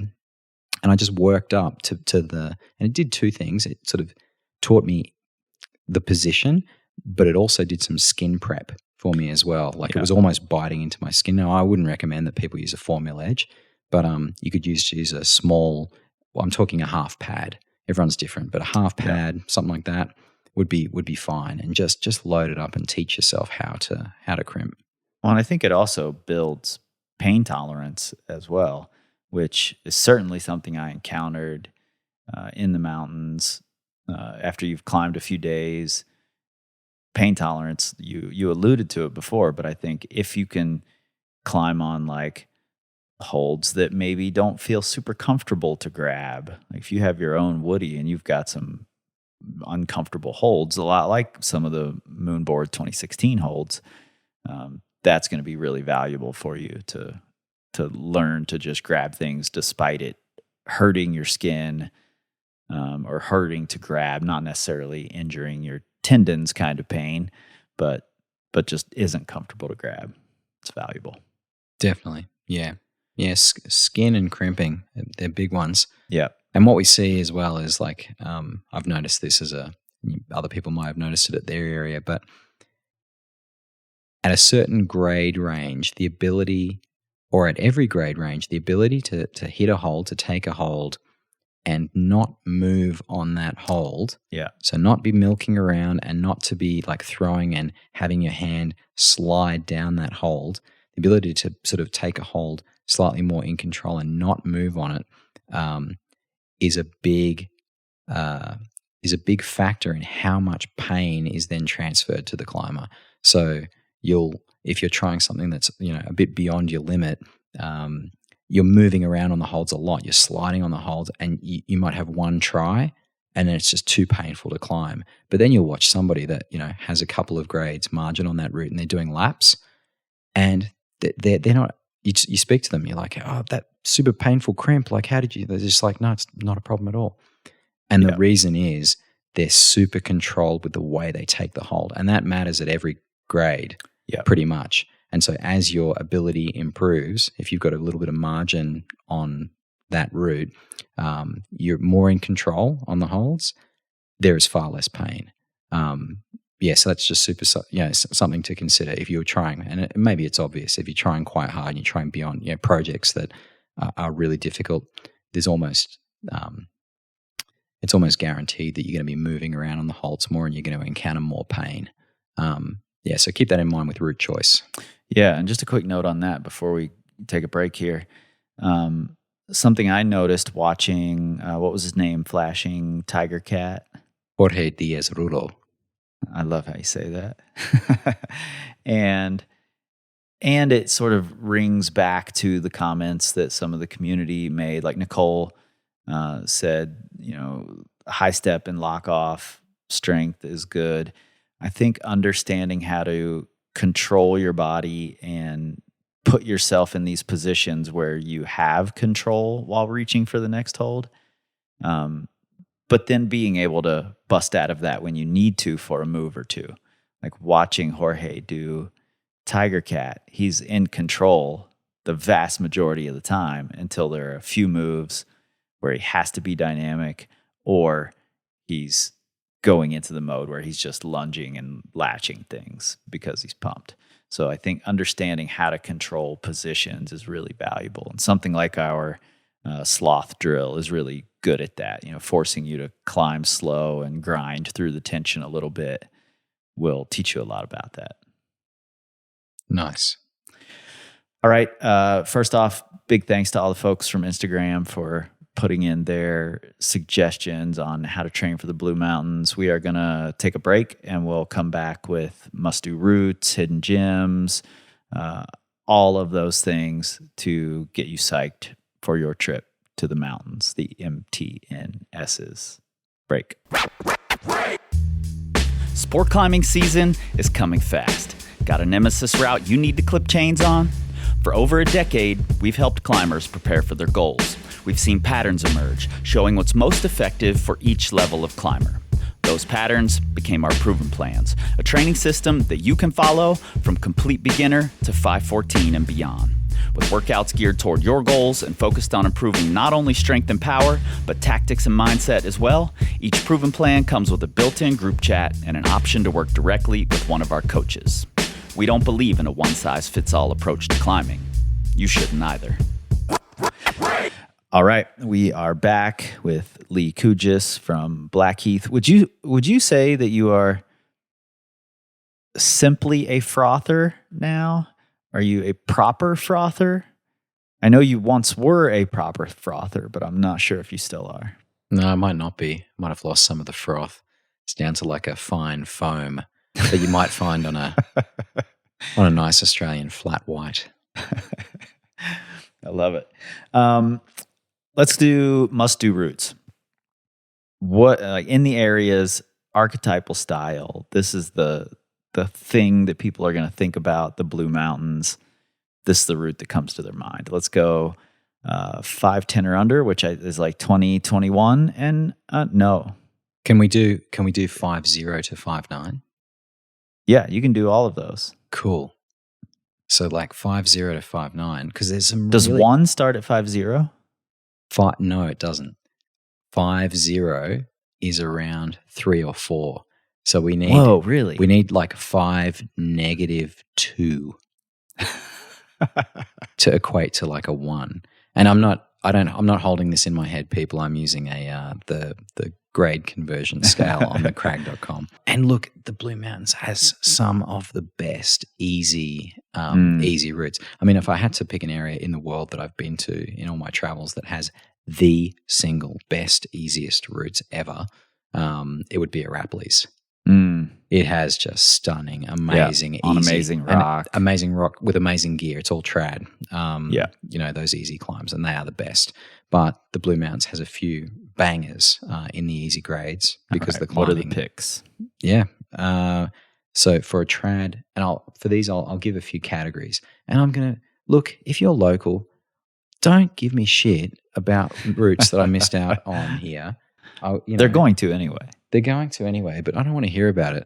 There'll be some that I miss, but here we go. And these are this is the gospel according to Lee, not the gospel according to everybody. Exactly. Trad multi-pitch, cave climb, grade 5-6, 2-pitch long, multi-pitch, 50 meters high, narrow neck. Why is it great? Wrap down, climb up, climb inside the cliff in a huge corridor, climb back into the cliff, and then pop out like in a big U shape, and then finish up the top pitch. So you completely lose sight of everything as you're like squirming through the bowels of the earth. So good. Do it on a hot day. It's cool in there. You're inside the cliff. It's fantastic. The other one that gets done all the time and is always guided on, and you did it with me. It was called Sweet Dreams. Yeah. So that's they give that fantastic. They give that 5-7, 6 pitches. It's basically like you could, most climbers, if that's your level, take all your stuff and be ready. If that's way below your level, just do it in your tennis shoes and have a great day out. It's fantastic. And just real quick on that route, I don't remember if it was the last pitch or not. I think it was. It might have been. It's like a little steeper and just. Well, we did. I think it's called Sweet Nightmare, which was like a slight variation up the. So at the last pitch, and look, if anyone's planning on doing this route, the original goes right into a kind of a chimney crack type thing. There was a very unfortunate recent fatality there. It's loose rock. I would avoid that, and I would climb the bolts on the left face for the last pitch. It was much nicer, and then that takes the grade up to about a 5.9 or 5.859 for that last pitch. And then that last pitch was amazing. Yeah, that's the way to do it. And then for trad single pitch in that same bracket, you've got Honey Dip at Zigzag. Super super cool route on trad with like one bolt. You pull the lip of a roof at 5-6. And then, blast up this long corner face above. I thought that was amazing. And then what? 5-10. Well, you think you've still got sport in the under? No. Don't even. But yes, there's a few things, bits and pieces. If you do want to climb around that level and you want to climb sport routes, I would head out to the Mezzaluna block area out at Mount Victoria, and I would climb all the bolted routes there, and you will need to take your bolt plates for that place. Cool. But that's a cool place to go, and there's a whole stack of routes around the kind of around that 5.8 ish, 5.8 up to even maybe 5.8 to 10B. Got it. And they're really good, really really nice, awesome setting. You're looking out over the valley, as you do with a lot of the Blue Mountains crags, but Mezzaluna block. Cool. Yeah. And then 5.10 is what, like 1920? 5.10, we're talking sort of 18 through the easiest end of the 21. So let's say 18 to 20 basically. So sport single pitch, and for some of this I used the crag to see what people thought was really good as well. For sport single pitch, fairly modern route put up by Neil Monteith at Sublime Point called Theory of Negativity. People love it. It's essentially a set of orange Wacos, upper face that's about 25 meters high or something like that. The punters love it. Cool. So yeah, we give that grade 20. So that sits around that sort of 10C, 10D area. It splits the grade there. For sport multi-pitch, the one that people love in this grade range is called Bunny Bucket Buttress. It's grade 18, so that's 10A. It's 8 pitches, all bolts, out in Pierce's Pass. You can be there in kind of, 25 minutes to the car park from Blackheath, and then you wander down in about another 25 minutes or so, and you've got 8 pitches, and it's super consistent. Really cool. Really awesome afternoon out or morning, depending on how you do it. So cool. In the 5.11... this is like 20, 21, 22. Yeah, we're talking kind of, it starts that 11A is kind of your 21, and then you're right the way through into top end 23, and easy 24 is around that the 11D bracket. So for sport, let's go trad single pitch. I picked the Janiceps. I've heard of this. This is a famous route at Mount Piddington, like a historical route from, I'm going to say the 70s. sorry if I got it wrong, and I think it was John Eubank, if I recall. I actually talk a little bit about it in a video I did on YouTube, where I do the on-site with a GoPro on my helmet. Cool. So if you're interested in that one and you don't want to on-site it, you can have a look at that video. Otherwise, you can quick question here: do most of the mountains climbers do both sport and trad? I think most of the mountains climbers would be comfortable, even if they were like pretty elite level sport climbers. I reckon they'd be pretty comfortable on up to say like 12B trad around the mountains. That's kind of my take on it. I might be wrong there, but they wouldn't necessarily be always out doing both. Got it. They might do a little bit of trad in the winter because Mount Piddington's a really cool place to go where they can do a few things. But if you ask them, had they done these routes, they probably did, 15 years ago or something like that. They've actually done the trad things that are like the standards, but they might not regularly trad climb now. But of course, there's a huge contingent of people that would go out and do both. Sure. Yeah. So the Janiceps would be the pick, and that is sitting around that kind of 11A grade. And then for sport single pitch, now this is a tricky one because this is like 511. I have to say it's probably where the mountains really shines. It's really amazing. Like if you climb 11C, 11D, there is so much for you in the Blue Mountains. I climbed a lot of that grade while I was there. I think it's where it's really good. And of course it's good in high grades as well. But like if I had to pick a grade range, like it's really amazing around that kind of, 11C through 12B. Really heaps and heaps of good routes. So it's really hard to 23 through 25. Exactly. Yeah. There's so much good stuff.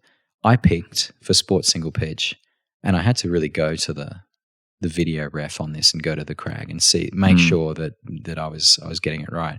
There's a route down at Porter's Pass called the Mind Boggles, which is like a 40-meter mega pitch, and it's slab. And you know me, I'm not a slab dude, right? I want things as steep as possible. This is an incredible pitch of rock climbing, really interesting, and it's called the Mind Boggles. It's continually engaging, and if your arms and calves don't pump, your brain just might. So it's a good one. I love those kind of pitches. Really good. For sport multi-pitch at 511, I hedged my bets on this. So I've gone Smegadeth. It's like 200 plus meters. It's grade 23, so that's the 11C, 11D. And remember, we kind of sandbag in Australia. So if you see a grade, you want to just like mentally add a grade to it, that's fine. You can do that. Yeah, do whatever you want. Yeah, but just, be ready. You're not going to find a lot of soft touches for the grade in Australia compared to the States. So 6 pitches, Smegadeth, a Mike Law route. So a lot of people have heard of Mickle, Mike Law, total legend of the sport. He did a lot of the multi-pitches out at Pierce's Pass. He was responsible for. He was also responsible for putting in a lot of really shitty gear. So like bad carrots and things like this. He would say that they stood the test of time, and they have, a lot of them, except for the ones that didn't. And then now we're getting around to rebolting them. Yeah. So this Smegadeth route has just been rebolted. So now instead of carrying 20 bolt brackets in your chalk bag and not being able to chalk up, you can just clip the fantastic rings that were replaced by SRC rebolting. So do that route if you're not short. It's quite reachy. If you are a bit on the shorter stature, do Hotel California instead. It's like 10 pitches or so. Like really quite a long one with some amazing traversing above like a monstrous roof. Cool. It sits around that kind of 11B kind of grade. Same crag? Pierce's Pass, yep, same crag. And then moving on to the 24, 25 through 28. Is that right? So if we're in the 512, so the 512 is going to take us from 24 up to 27. Okay. Yeah, 27.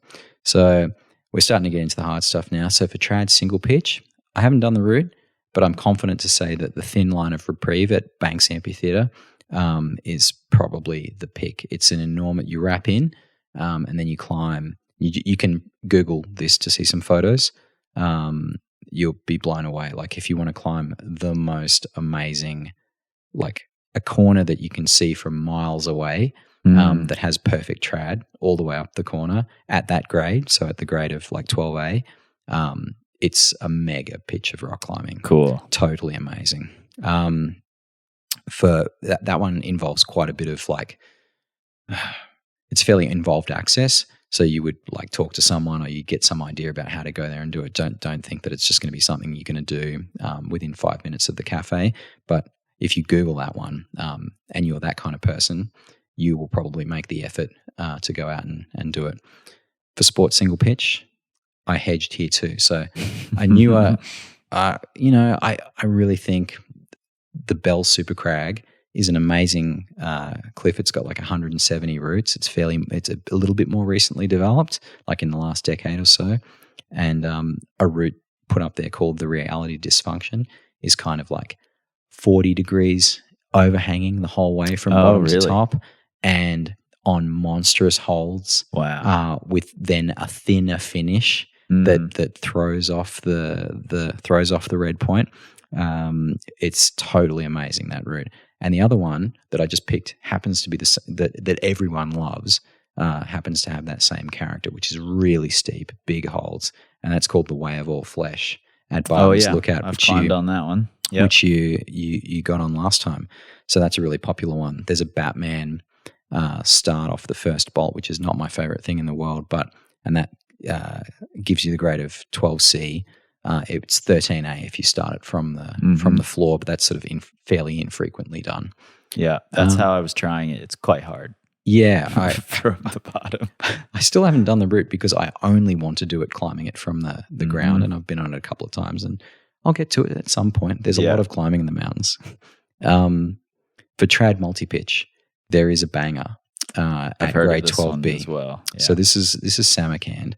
So it's 5 pitches. It does have the odd bolt, but it's mostly gear. It's definitely a trad route, despite the couple of bolts.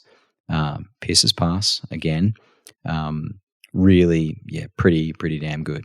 For this grade, like in the higher grades, it's not like we don't have the same volume of trad routes as we do in the easier grades. So the things to choose from are sort of more few and far between. But Samarkand is excellent.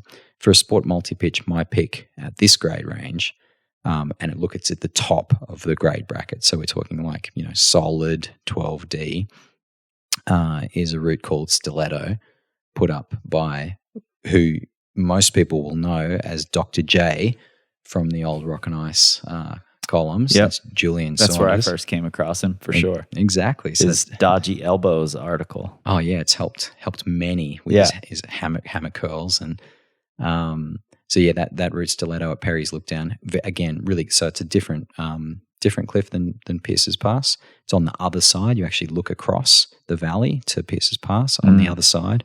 So Perry's Lookdown, amazing. Probably some of the best rock, if you're a lover of really good rock and good geology. That route, the 6-pitch route, has some of the best rock in the Blue Mountains. So it's most of the pitches on that hover around the 12C, and then the crux pitch is 12D. Wow. So it's really, really good. And then now we're really getting up there. So for 513, let's see where that kind of sits as 28 through to 31. So for trad single pitch, now this is where I start getting into the area where I go, well, I haven't done this, but it looks totally amazing. So the route Mother Earth, and again, this will be one that you can Google some photos of. There's some amazing photos done by Simon Carter of first free ascensionist Jacques Bedouin. Just recently freed. He had previously done it with the gear in place, and then has now gone back and done it placing the gear. An amazing crack going through like a bowl-shaped amphitheater. Oh, cool. Kind of thing. And that's out on the Nunes Plateau. It's going to be in like this will be like a more difficult to access location. It's not close to town.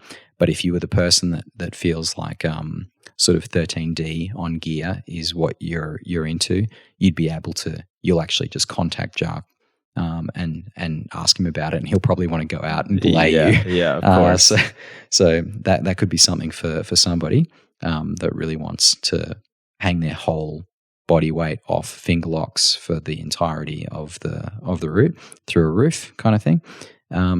Sport single pitch. Now we're throwing it way back to one of the original old classics of the mountains called Hairline 2000. This is a 28, so this is 13A. What a banger grade at Diamond Falls. Diamond Falls itself being probably, it was the original Elphinstone. So it was the original hard man and woman cliff where all the crushers went to every weekend. It's become a little bit more difficult to access as of today, 2023 or whatever, because we had a landslide that washed away part of the road. Right. People are still going out there though. You can still, and particularly with mountain bikes, it's less of a deal, but you can walk out there or you could take a mountain bike to bypass that landslide. You just can't drive like you used to. But this people is are the still one where going there's out. still a car out there beyond the. That was the story. So this landslide happened. It's the Narrow Neck Plateau is a place that people go to the various climbing areas, and they also go doing these longer hikes that might be a day and sometimes can be multi-day hikes. So you would often drive your car out onto the plateau and do whatever you're going to do, and then come back and pick up your car and drive home. So this landslide happened, which washed away the start of the road, and I'm talking it's like a pit that is 10 meters deep by about 20 meters long or something. Then there's no way in the universe they're going to repair that anytime soon. In any case, there was a white car left in the car park way out there, and everyone just was walking past this car going, oh, well, they're never getting that car back. I mean, are they going to helicopter it out? And I mean, imagine you got car insurance and you're like, hey, I want to put in a claim. My car is fine. My car is absolutely fine, but I do need a helicopter rescue of my car. I don't think that's covered. I don't think it's so. like force majeure, act of God. And then in more recent times, it has come to our attention the car is now upside down. It's just been flipped over. It's been flipped over. And that was always going to happen. Oh, sure. Of course. So poor guys. Anyway, so Hairline 2000 at Diamond Falls is a classic, and there's plenty of other routes on that wall. That wall is well known for sort of the 512 through really to 14D. It's stacked. That's where we always called it the Red Project. Yep, I remember. Alexander Magos eventually came through to create Australia's first 35 or 9A 14D. Famously. So that's sitting on that wall as well, and there's stacks of other really good routes there as well. 513 Sport Multi-Pitch. This is where self-promotion comes in, isn't it? So I'm going to go with Trail of Tears, which is my route at Pierce's Pass, 5 pitches. Still, no, I shouldn't say that it's still waiting to see a second ascent. It's seen plenty of action, but it's just hasn't seen a clean second ascent yet. Big, one piece of rock breaks and the climate, the ascent's gone. So 5 pitches. Get onto it, people. It's really good. I suspect we'll have some photos of you. I think I used a photo of you on that route for a past episode. So I had fun developing that, and I had even more fun climbing it. That sits around that. The crux pitch of that is around that 13A, and it's got probably. I can't think of many pitches that I've enjoyed more than the third pitch of that particular route, which comes in at 12D, like a 35-meter completely ongoing pumper up this, overhanging wall that just goes forever across incredible terrain. Really good. Even if you just went in to do that pitch, it's almost worth it. Cool. The other amazing route in this grade bracket is called, again, has seen a little bit of action, but I'm not sure how many ascents it's had beyond the first ascent, is called Scurvy. It's a Tom O'Halloran route, which a lot of people will be familiar with. Tom, as Australian, is climbing Olympian with a great YouTube channel as well. So that's grade 30. So that's sitting at 513C at 7 pitches. Perry's looked down. So the crux, and my understanding of that route, I haven't been on it yet, insane rock. the crux pitch is that grade, and then some of the other it's less sustained. You got a lot of easier climbing, and then a really hard crux pitch, but there's still a lot to it. That's 7 pitches at Perry's. It's going to be a big day. And then in the 514, I start to tap out. I'm not really qualified, but what I can say is I've spent quite a bit of time on the route called Tiger Cat at Elphinstone, 8C 33. That's going to famous one. Famous one. It's 514B, put up by Lee Cujes. Very coveted by people because it's at Elphinstone. It's a king line. It's like 30 meters high. Totally amazing, and the moves are all very very approachable, and they feel kind of, it lulls you into thinking you're getting close. You can do them off the rope. You can do it in sections. You're doing the links, but that red point remains elusive. It's an amazing rock climb, as are virtually all the routes on the Elphinstone wall. They're all amazing. But if you had to pick one to sink your teeth into around that level, that'd be the one to do, and then you could start getting into the others. Yeah, I'll definitely have a link to the video of Jorge flashing Tiger Cat with Jake Bresnahan giving him beta and the belay, and turn the volume up while you're watching. It's brilliant. Yeah, and that's from Rumbler. Right? Rumbler. Yeah. Brecken does an amazing job with Rumbler, and he puts himself into some harness hang syndrome, uncomfortable positions to get the footage that we all want to see. So he did a good job with that one. Cool. If you had to pick a single personal favorite of any grade, I know it's hard to pick one. Yeah. Since there's 7,000 routes there, maybe you get to pick 2. All right. What do you pick? All right. For me, it's going to be green grass at Elphinstone. This is a grade. What do they give it? So they give it 29. So 13B. It might be 13C, it might be 30, it might be 29, it might be 30. Green grass, another Lee Cujes route. Amazing, just incredible 30-meter pitch. It features a massive drive-by move in the middle, and I think like for that kind of steep, big hold, dynamic pumper climbing, which I love, that sort of Euro style. It doesn't get much better than that route. And I think my comment when I logged that in my logbook was, I wish there was 100 more just like it. It would just be so good. And Elphinstone is that kind of crag because that's around the level where I start to, I'm starting to top out.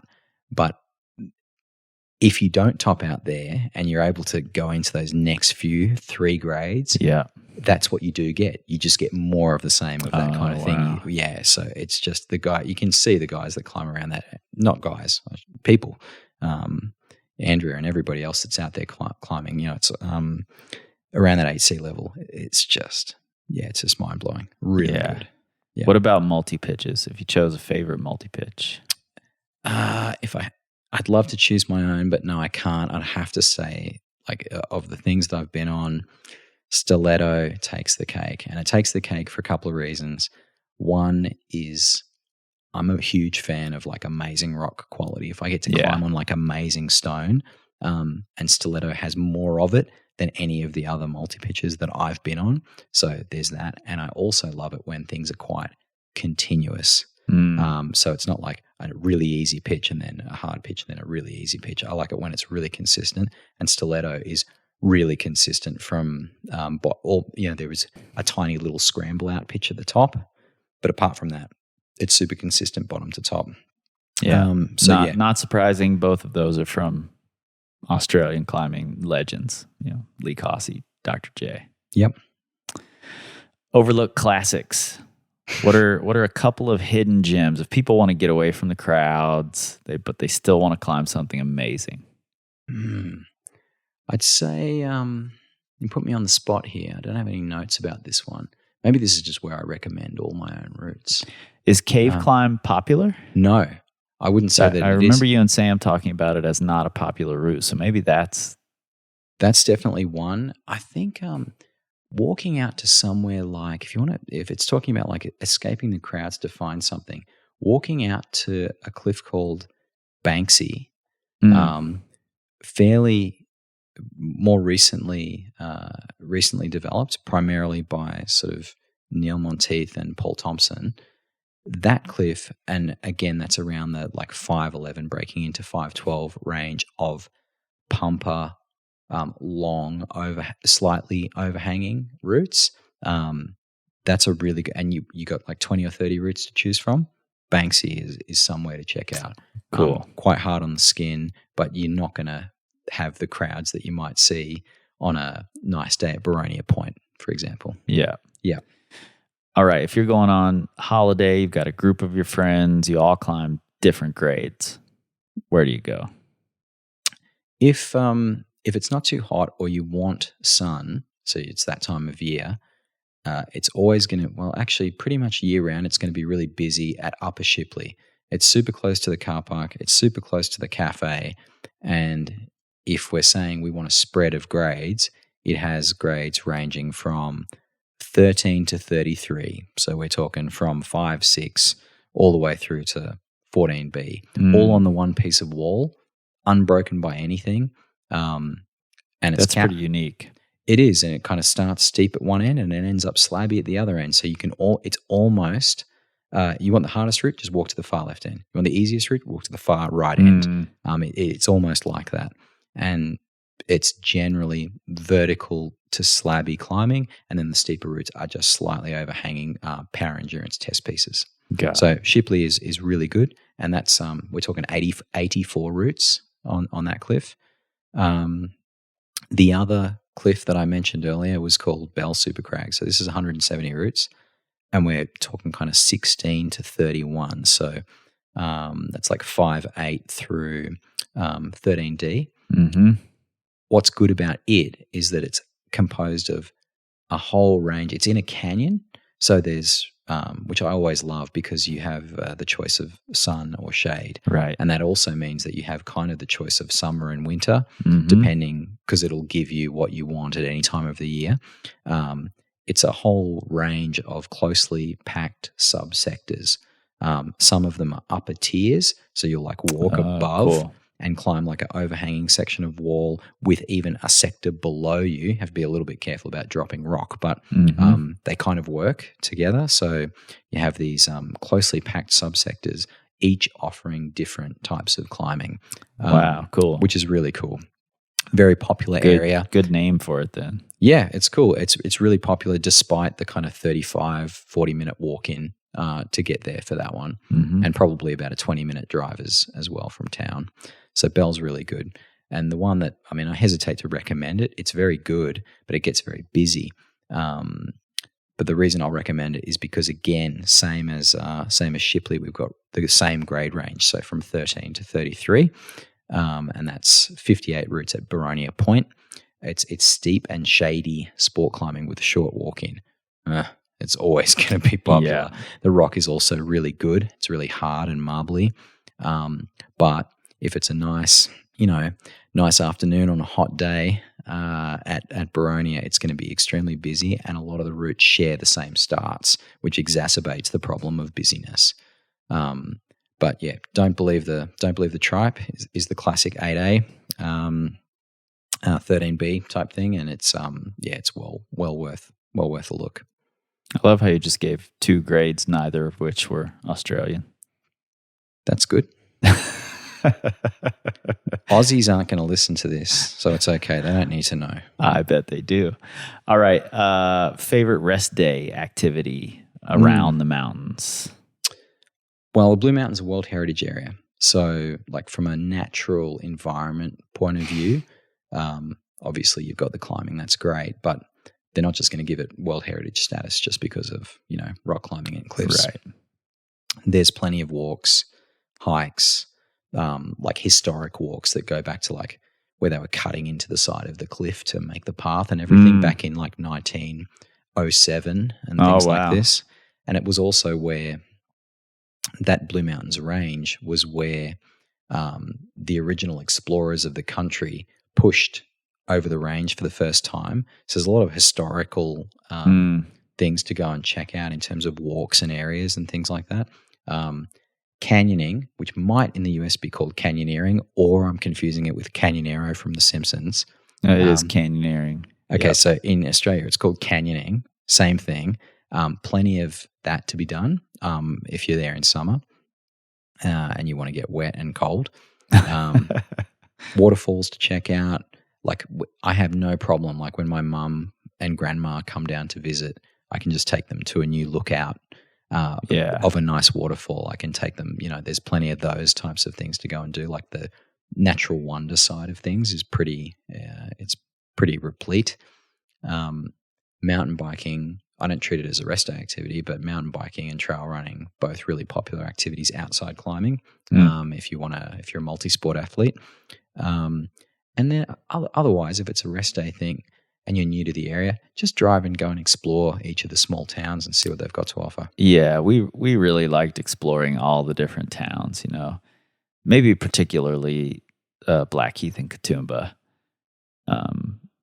Blackheath's got some great little shops and little restaurants. We really enjoyed going to Vince and Helen Day's gallery, the Day Gallery there. Day Gallery, yep. Talking to them about the art. Climber-owned. It's always cool to go see different climber-owned businesses. Katoomba had a great liquor store. Yeah. Liquor store or beer store, one of the two. Yeah, they got a brewery in there called Mountain Culture, which is pretty popular, and they have, funnily enough, Tom O'Halloran has his own beer. Nice. Called Kitten Mittens, which is one of our hardest routes, so named after the route at Elphinstone. So yeah, there's a real good climber connect with Mountain Culture and those guys, and they're going from strength to strength. So good to see again climber owned and climber affiliated businesses doing really well, and they've won a lot of awards for the brewing that they're doing there, which is pretty cool. So if you're into breweries and the microbrewery kind of scene, that's a thing. Cool. Man, I think we've given them a ton of information. One thing I want to know though is do you know how many moon boards are in town? We were trying to think of this the other night, and Blackheath must be one of the highest moon boards per capita of any town in the world. It's got to be close. I know. I can only speak for my street. I know there's at least three for my street. I know there's at least 3 in my street. But in saying that, yeah, I can easily rattle then off another 3 or 4 on top of that. So then we're already at 7 in just within a very, very small radius. So yeah, it's got to be right up there. Do people have different sets, or is everybody using the 2016 set? No, I think most people probably now have migrated to the 2019, the most recent.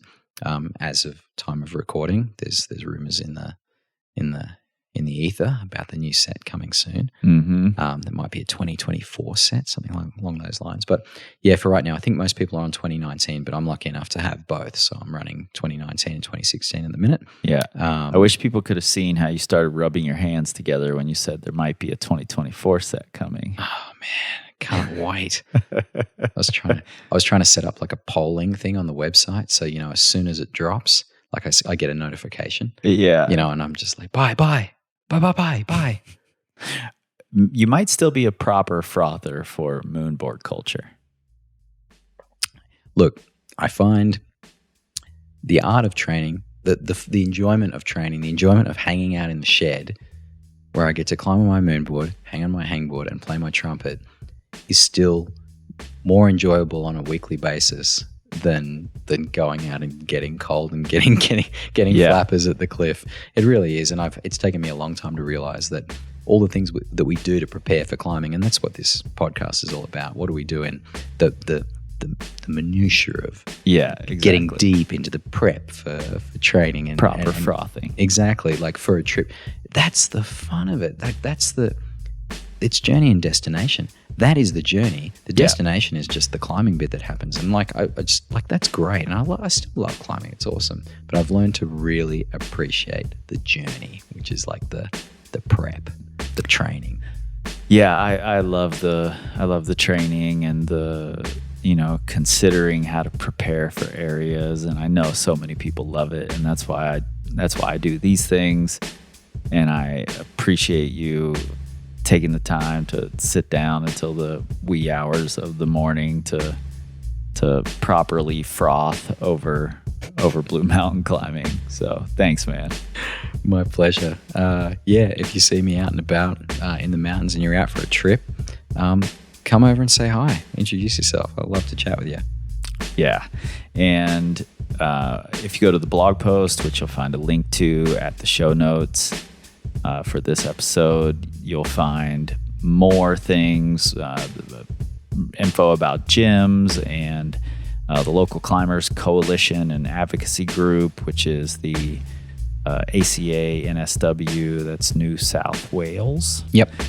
Crag Care, and then we'll also have links to the SRC rebolting. I believe that's what it's called. Is that right? Yeah. If you're interested in, it's just we have to be so onto it with the rebolting because of the softer rock. So if you're keen to give a donation to those guys, they are one of the most active and passionate groups going around. So yeah, that'd be super appreciated, I'm sure. Yeah, we'll also have links to a bunch of videos and lots of photos of the area, as well as best restaurants and just all of the things, where to stay in the area.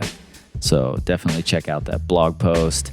And as always, you can find us on Instagram, Facebook. So we're now on the Threads, but there's not even a Twitter anymore. Now it's X. So this is the first podcast I've done where I have to say something different at the end.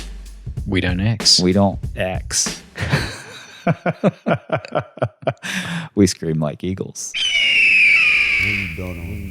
This time, this time, this time, this time, this time, this time, this time, this time, this time, power, this time to build power, this time to build power, this time to build power.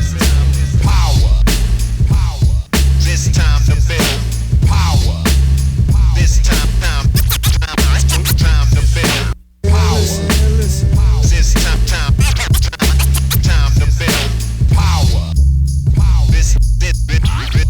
This time to build power. This time to build power. This time to build power. This time to build. This time to build.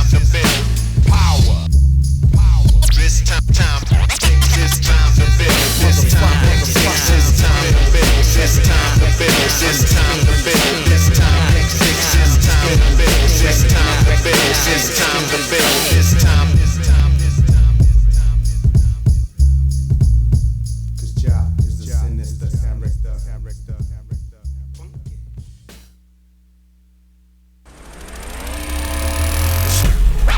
Structure audio.